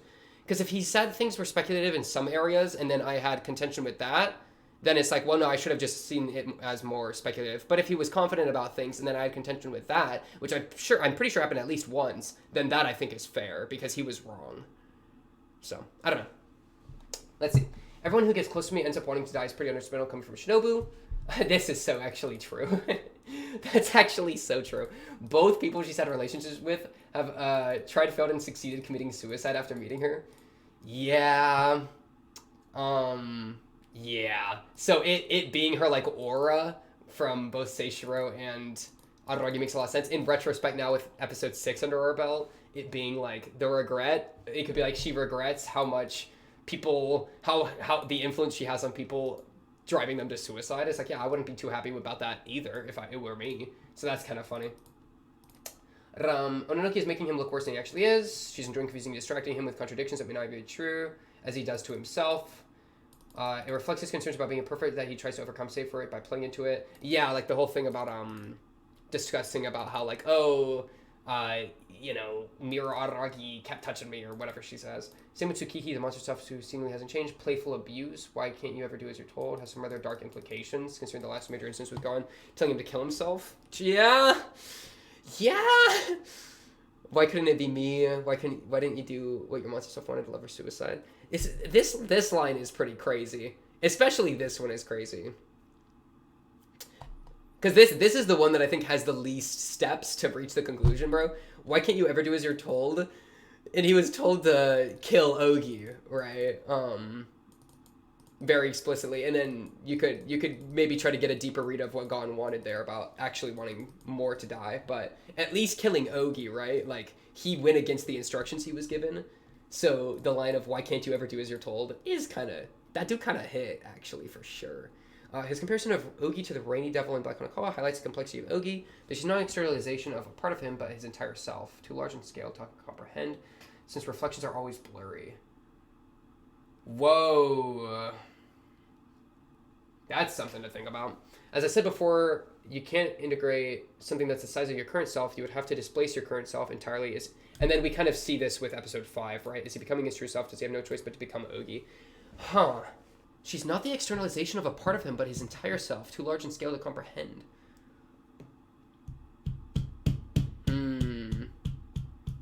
That's a pretty crazy idea that I'm intrigued in.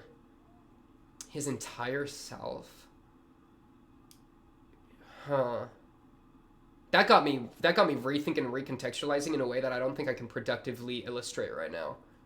But it's an interesting idea. It's interesting because it, like, I mostly have considered Ogi to be certain aspects of Araragi externalized.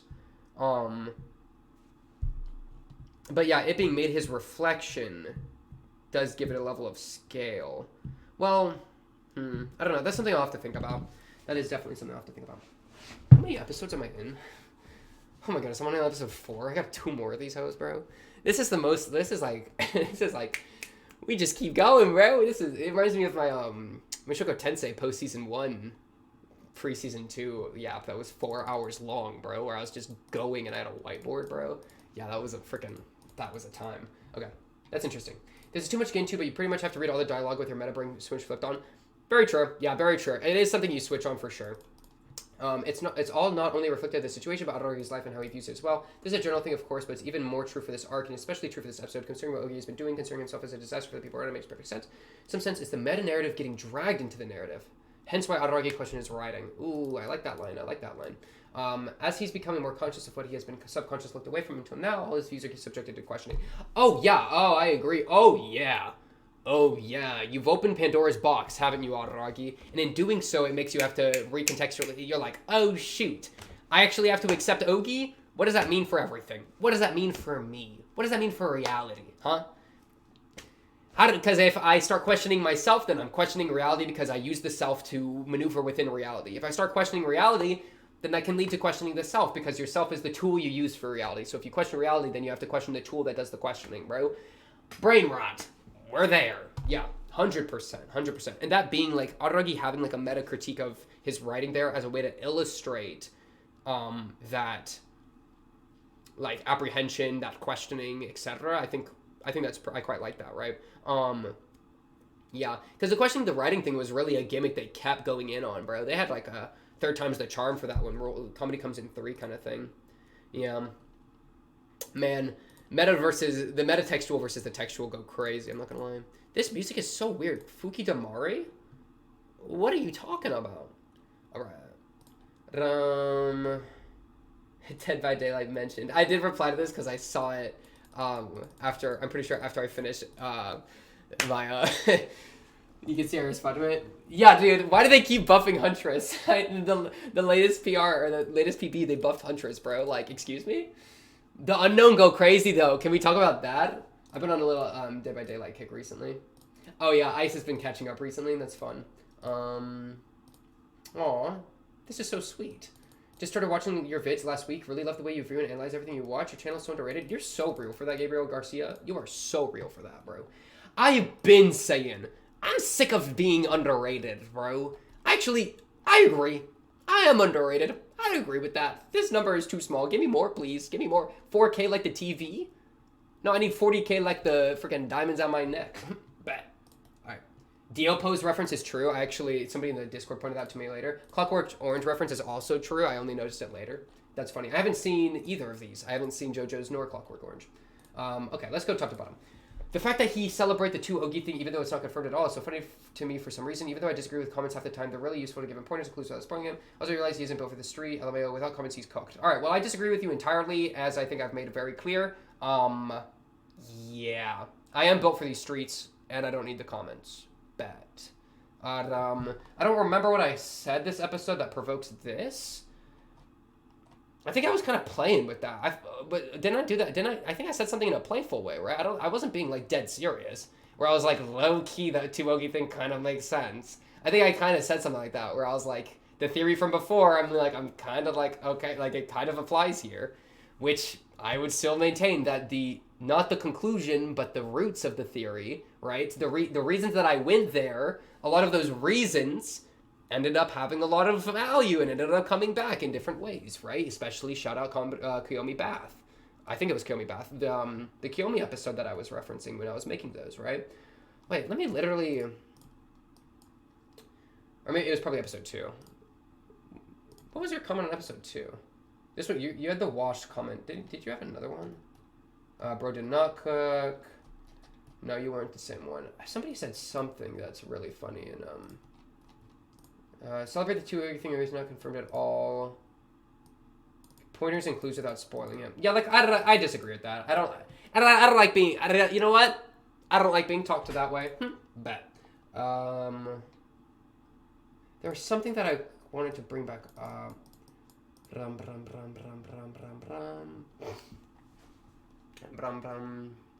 Maybe I'm not gonna find it. That's probably okay. Coming back to this, I think this is more fair. I just need to remember when he says speculation. I think he says that in episode 1, doesn't he? Oh, now that I'm remembering again.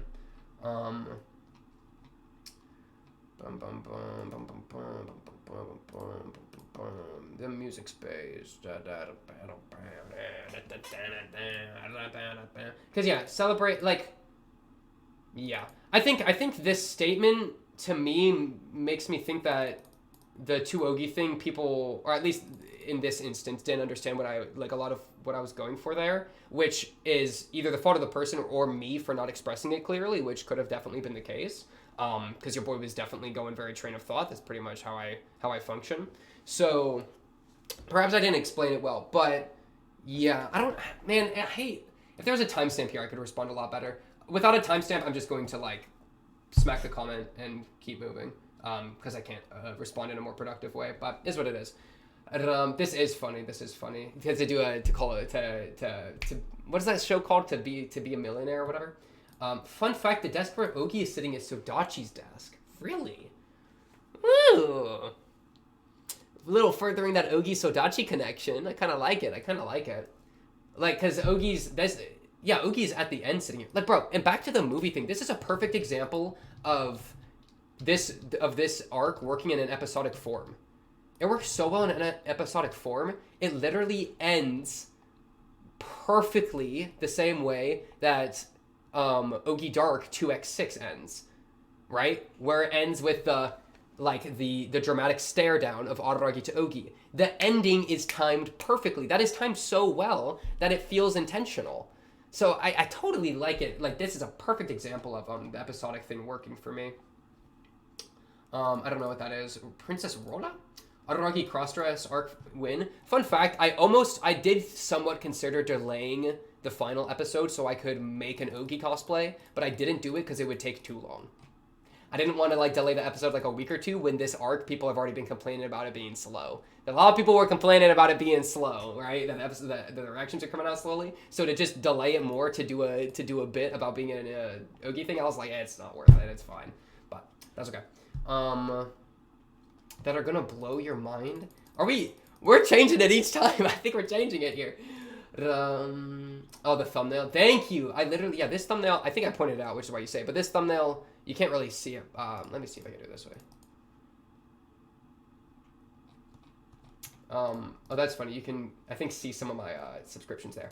The Bob Ross, if you can see that. The thumbnail is, it's somewhat supposed to be a play on 2x6. So 2x6, we have, this was me being intentional, right? We have Araragi. Also notice these are all mirrored. Isn't that fun? Little trade secret right there. Trade secret. Little just fun thing I did, right? Where the text is mirrored. I'm on the left side instead of the right side. Yeah, you know what I'm saying. The thumbnail here, it's Araragi like leaning against a desk with Ogi doing this, right? And then this one is Ogi sitting on a desk with Araragi staring down. Araragi has the white background. Ogi has the black background. Ogi has the white background. Araragi has the black background. And by background, I mean like the blur behind them, right? So when I was making this thumbnail, I actually had 2x6 up and was kind of trying to be somewhat intentional because these episodes are mirrors of each other, right? So just a little fun fact there in case you wanted. But yeah. First, what do you mean there's one more episode left? We'll just have to react to past reactions and do a Monogatari reaction. Time to react to T's Monogatari reaction afterwards? Yeah, let me react to other reactors' Monogatari. That's crazy. Dude, I'd make so many enemies doing that. Reacting to other people's reactions? That is maniacal. That is an insidious idea, LMAO. What a crazy idea. Okay. I'm not sure if you're going to read the comments during or after the video for the final episode. It'll be a separate video. I first gained interest in Monogatari. Ooh. We gotta focus up on this. This is gonna be a good comment, I already can tell. I first gained interest in Monogatari because I was a Madoka Magica fan, and I knew that Monogatari was Chef's other big series. That's kind of what happened with me. I watched the first season, Baki accusing Nisei Nekokura, and kind of liked it, but I clearly missed a lot of the deeper meanings behind things. I was also pretty put off by all the weird stuff. Totally fair. I probably would have not watched the show had I not been reacting to it. I probably would have been too put off. I think I would have been, I wouldn't have made it past the filters, so to speak. I decided to take a short break from the show, not releasing at the time that I wouldn't end up going back to it. I discovered your channel during Steins Gate. I really enjoyed watching you react to that, and Madoka Magica is real. You real for that, bro. Those Steins Gate reactions, those are old. Okay, those are, maybe not my finest work, but everyone has to start somewhere, so that is really fun. I appreciate that. Madoka Magica was one of the first more decent ones. Decent reactions, right? Not shows, reactions. Both of these were great shows. So when I saw that you were starting Monogatari, I figured I should give it another chance, and I'm so glad I did. That is so, dude, this comment is so hard. Dude, this is literally why I do this stupid YouTube stuff, bro. This is why I spend hours and hours every day of my life doing this, because this is literally like 2 or 3 hours of my day, more days than not, for the last few years. It's for stuff like this. It's for people that experience things, because this is, dude, it's like, one of my dreams is that, like, I watch a show like ReZero, and I get all the ReZero fans on board, right? And they're like, oh, I like this guy's so much fun. And then I watch a show like Monogatari. If one ReZero fan goes from Monogatari, or from ReZero to Monogatari, and falls in love, that's a huge victory. Because I have inspired a person, I have energized a person to experience something that then becomes important to them. And so I was somewhat a vessel for that to be able to happen, right? I gave energy that then manifests into something valuable. That is the reason I do this. That is entirely the reason I do this, right? On top of, because it's stuff like that, and then it's also stuff like being able to add on to shows, being able to, like, people being like, hey, I really like the reaction made me appreciate the show more. That's one of my favorite messages to get every time, because it's like, yes, that's why I do this. It's for people that love these shows to love them more. It's for people to love these shows to re-experience them and enjoy them again. It's for people that don't know the show to experience it for the first time with me, right? In a case that they wouldn't have previously. Those are all beautiful things. This is such a nice comment. I'm so glad that I did. The way they analyze the show is incredible. Extra information we get from comments is super nice stuff. Yeah, and shout out the comments, bro. Comments have been a huge part of my experience and the experience of other people. For sure, bro. And shout out the Discord discussions. Both of these things have been so, like hours and hours and hours on top of the YouTube videos and the editing and stuff, is having a great time going through discussions with people. And honestly, dude, making friends, bro. Having discussions. Like I've met so many cool people from discussing and from replying to the comments. Like these are people recurring that I get to interact with. And that is such a fun way to, like, interact with people and interface with people. I feel like the stuff is the biggest wall that newcomers to the series can't get past, so I don't think I'll ever recommend this show to anyone. That's so funny. I've recommended this show to family members before. If it's not painfully obvious, my siblings react that I'm unhinged. But I do think I'll be able to recommend your reaction to people. Oh, that's so sweet. Not only because it makes the sus parts easier to watch, but also because of how important I feel your pre-episode and post-episode discussions are to understanding the series. Also, if people watch your reaction, they won't have to deal with the other biggest wall for newcomers, the watch order. You picked the best watch order for the series. Agreed, dude. Watch order W. I'm so glad. I'm happy with what we did for the watch order. And hopefully Chef will release new arcs in novel order so you can keep up to date with the series without ruining your watch order. So yeah, I give you a 10 out of 10 of the reaction series, and I'll definitely be back when the new seasons come out to keep your timeline up to date. My goat! My time... Your Ari is a Rokurokubi. What the heck is it? I'm gonna look that up in a second. My timeline up to date goat. You're so real for this. Terminant Hero, you're so real for this. Give me a heart emoji, bro. I've misspelled heart twice. My timeline up to date goat, bro. What the heck is what is this thing? A Rokurokubi? How do I let me grab this. That's the playlist I had up. I'm gonna look that up real quick. Rokurokubi. A type of Japanese yokai apparition. They look almost completely like humans with some differences. There's a type whose neck stretches and another whose You're right, it is. The neck stretching thing. I talked about my dream, didn't I? Because in the dream I talked about it, the head stretch was part of that. Oh my goodness, it is a Rokurokubi. That's crazy. Bro, wait, look at this piece of art. Yeah, you can see it. It's not going to look great because I'm not going to probably edit it correctly. But dude, I am a Rokurokubi. My oddity is a Rokurokubi. That is crazy. Wow, good move. Good move. The neck extension go crazy. My goodness, yeah. This is such a wonderful comment to hear, and this is like exactly why I do YouTube stuff, and makes me want to keep doing it. Which sometimes I need that because it can be. It's a lot of this stuff takes a lot of time and energy, so it takes a lot of it means a lot to get feedback like that. And then we get another one of these comments. Yeah, yeah. All right, episode 6, last one. 4 days ago. Bro, this introduction montage was so fun to make. Going back through. It's just, dude, you know what's my favorite thing about this? The hair, bro. You can see my haircuts.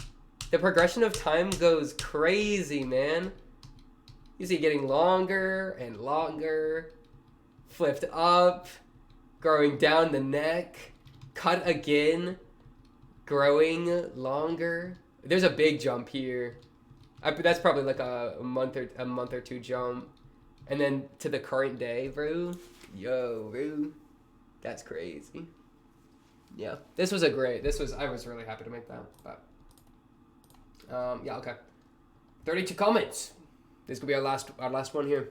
It's funny. I was originally thinking that I might have to split this into 2 parts, but I think I'll be fine. It's funny. I ended up doing the cuts for the first one, not for a single other one. We're going train of thought, baby. Get your tongue back in your mouth. Okay. Now into the next 50 episodes of off-season Monster Season. Just wait for them to. Can't wait for them to release it. True. She's. Senjugahara is copying Sodachi. Last time she copied Hanakawa next to Sodachi. Low key, she's just copying Araragi's biggest crushes after the arc we just watched, where he was flirting with the idea of being with Sodachi a little bit, where that idea tempted him a little bit. That's kind of funny. I could take that. I think it's interesting how there's multiple false twists in this arc. Oki calls out Araragi, and by extension the viewer reader, for overthinking, but I think that's absolutely it. Yes, you're saying what I've been saying. Yes! As Toei and Araragi discussed, a mirror is a tool that used to reflect yourself from different angles, or in this case, the many characters in this series, and the many different interpretations that you attempt. Whether they're reversals, inner truth, or regrets, thinking and theorizing about them lets you reflect on the characters and their stories, and you're left with some open-ended questions about whose regrets each of these characters in Zoku represent and what they meant. I think it's an episode epilogue. Boom, bang, that's the sound of my heart. The beat goes on and on and on and on and on. Boom, bang, it makes me feel good, bro. That's literally exactly what I'm talking about, bro. I agree a million bajillion % that that's the attempt, and that's why I honestly probably think that my opinion would be I think most reactors that are considered taking an L for this, if they're taking an L for overthinking, I think that's audience is taking the L. for not for thinking that that's the bad thing. I think that's a good thing, because I think that's what is supposed to happen. That means you're engaging with the arc. Is he just saying that to protect himself? I don't know, but let me reflect on that. Let me introspect from a million examples. Wow, you remember the bit from F1 and 2 about overthinking? The first bit is by Hachikuji. I love how naturally and quickly you fell for the overthinking trap. Big intro. The anime covers 18 volumes. The whole series is 28. Ooh, wait, what is this? He's trying his best. Let him cook. Yeah. That is funny. That is funny how that works, huh? It is quite the call out, isn't it, to the what is this guy? Dude, what is this guy looking at? This was 4 days ago. This felt like a lifetime ago, bro. My passage of time is so messed up. But yeah, true. And I have read one or two of these, like this one I've already read from Gorgas here, but I will read it again. Because it's just such another really nice comment. I also love a first commenter. We love a first commenter. I think this is my first comment in one of your videos. I just want to say if I excellent time. Real for that. But yeah, so I hope you enjoy the rest of the reactions. If you're in the middle of Sodachi Riddle, that means Gorgas in the future Gorgas. Hope you welcome to the Yan Ring. We got a couple tier lists to do. It's not quite over yet, but yeah. This is kind of interesting here, that this was an interesting idea. I've been experiencing the Monogatari series by reading an arc in the novels, watching the adaptation, then watching your reaction. Ooh. Now that's an interesting way to do it. Because yeah, I could totally see things getting lost in the adaptation that then I contradict, or just things that I contradict, period, right? Whether it's been lost in the... Because I've definitely made mistakes and contradicted myself before. That's just the nature of these things, you know? So that's, yeah, the content's a real interesting thing, because I've only read a little bit of things, a little bit of those things, but yeah. And then this right here, like how there's been a really incredible amount of work done by the commenters, as well as like people in the Discord and whatnot. Wait, let me get the music going again. Umagatoki, bang. People in the Discord and such, like when we read the light novel chapters for Koyomi, I thought that was an excellent decision. I really enjoyed doing that. So it was kind of a part of that, right? Because that was like a part of cut content that ended up being really I think powerful, you know. And this is so sweet. It's almost impossible to recommend the series to people, so just being able to watch these reactions, a thumbs up. Dude, Monogatari, my poor Monogatari show, bro. You can't get your homies to watch this or they're gonna think you're a creep. Yeah. Reading Monogatari, perhaps unsurprisingly, has helped me think about my own life, understand myself better. Shinobu Mail made me cry several times over. Bro, I gotta read Shinobu Mail then. Bet. The ReZero Girls Last Tour and Evangelion reactions.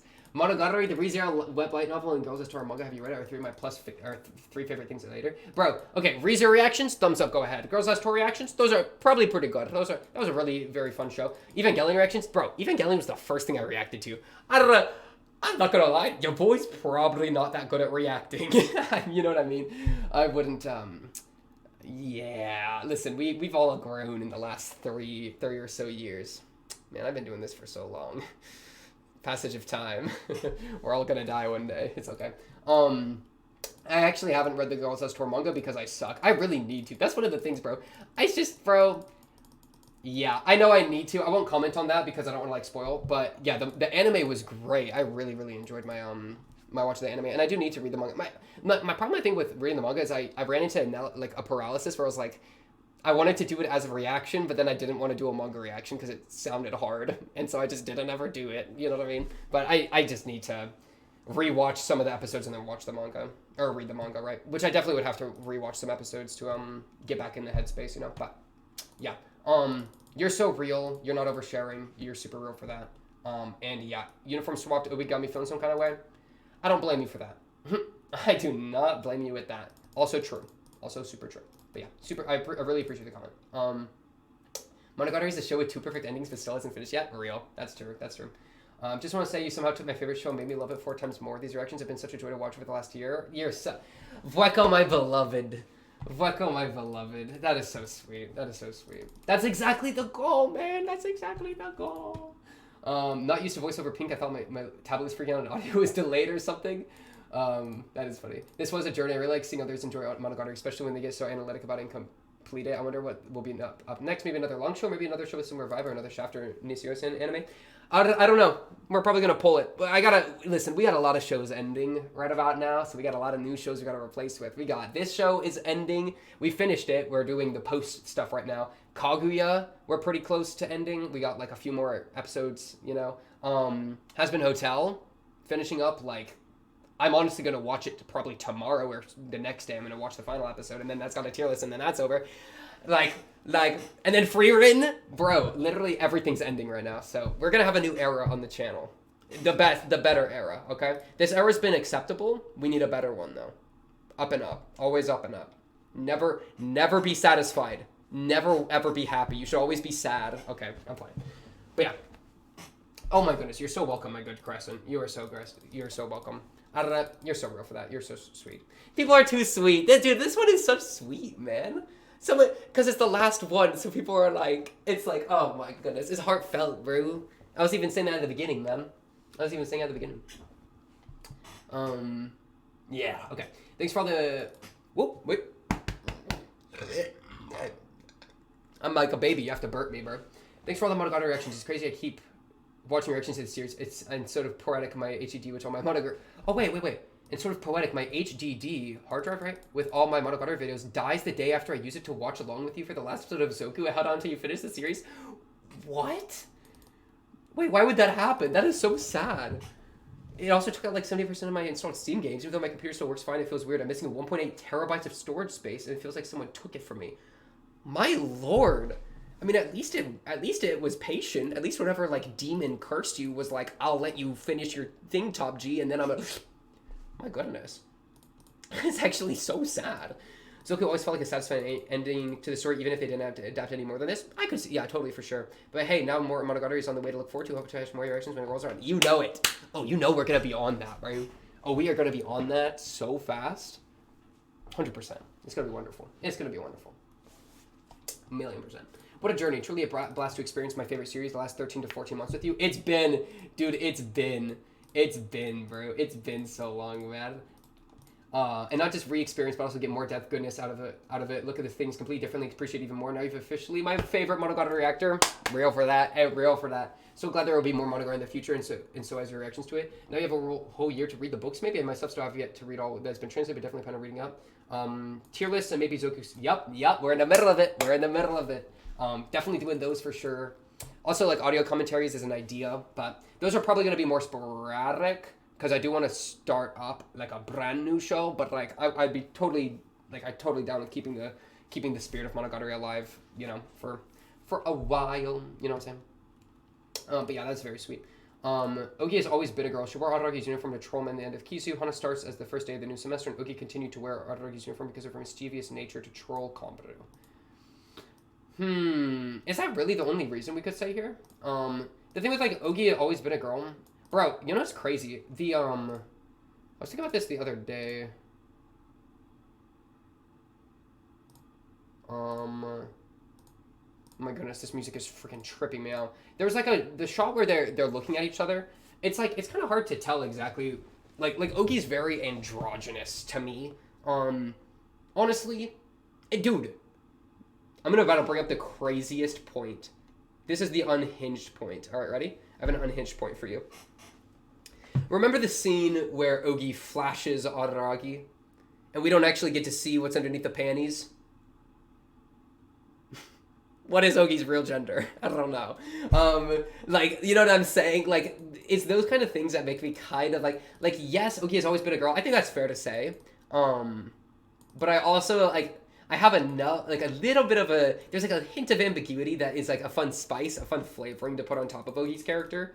That, like, makes me think that, you know, maybe it's a little less clear cut than that, but I don't really know. I don't really have any big points to say on that. I would hope that there's more, like, to troll Kombaru. Man, I want to say that there's a deeper read we can do of gender in Monogatari. Especially considering how Araragi only helps women. He only helps female people, right? I mean, the only person, like, he fails to help the boy that cursed Sengoku with the snake. So, like, You know what I mean? But all the girl characters that like he assists with are all girls. You know what I mean?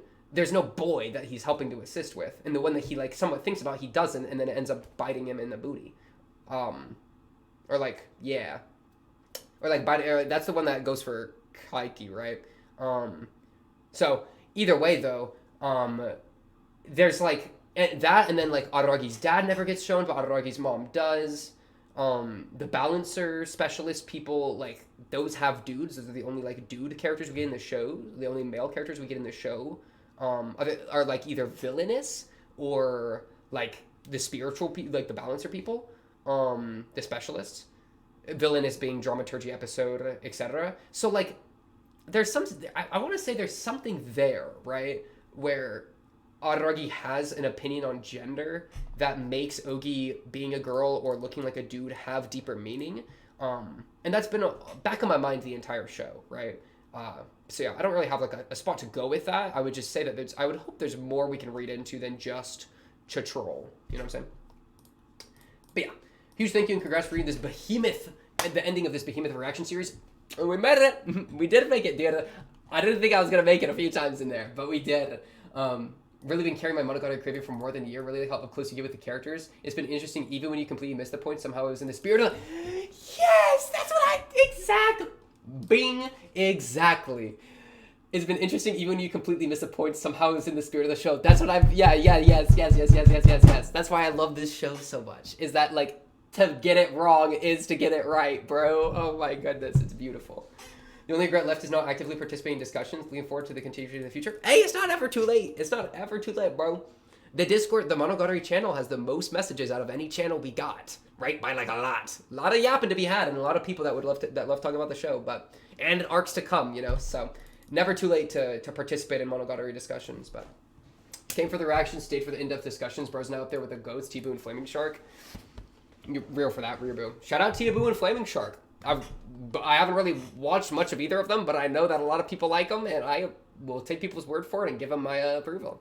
Well, I've watched a little bit of both of them. I've watched a very minor amount of both of them just to understand how they do the reaction format a bit. But yeah, the ride will never end.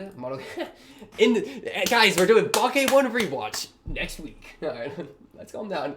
Let's calm down a little bit. True though. Nail bite. It's so peak. Monogatari series X Kokoro Odoro. Not sure what that is, but I'm gonna give it a thumbs up. Hachikuji my Hachi love it forever. Hachikuji my goat. Watch HBK. I appreciate the dono. Hey, I always appreciate the dono. Shout out the Patreon. You can maybe see it right here. Shout out the Patreon, bro. No benefits, but it is much appreciated. Okay. I'm not gonna lie. I'm saving up for a new camera right now. I think I got a good amount of money in there, and I'm gonna try to make the purchase. You know, gotta take some out of the personal fund, but that's okay. We'll let it slide just this once. This is true. I need to do this. I need to figure this out. This is 100% true. Feet chief, feet chef. Well said. And to tab it all off, face orange, biting nails. Y'all, I think that's that. I think that's our comment read. Yeah, that was fun. That was enjoyable.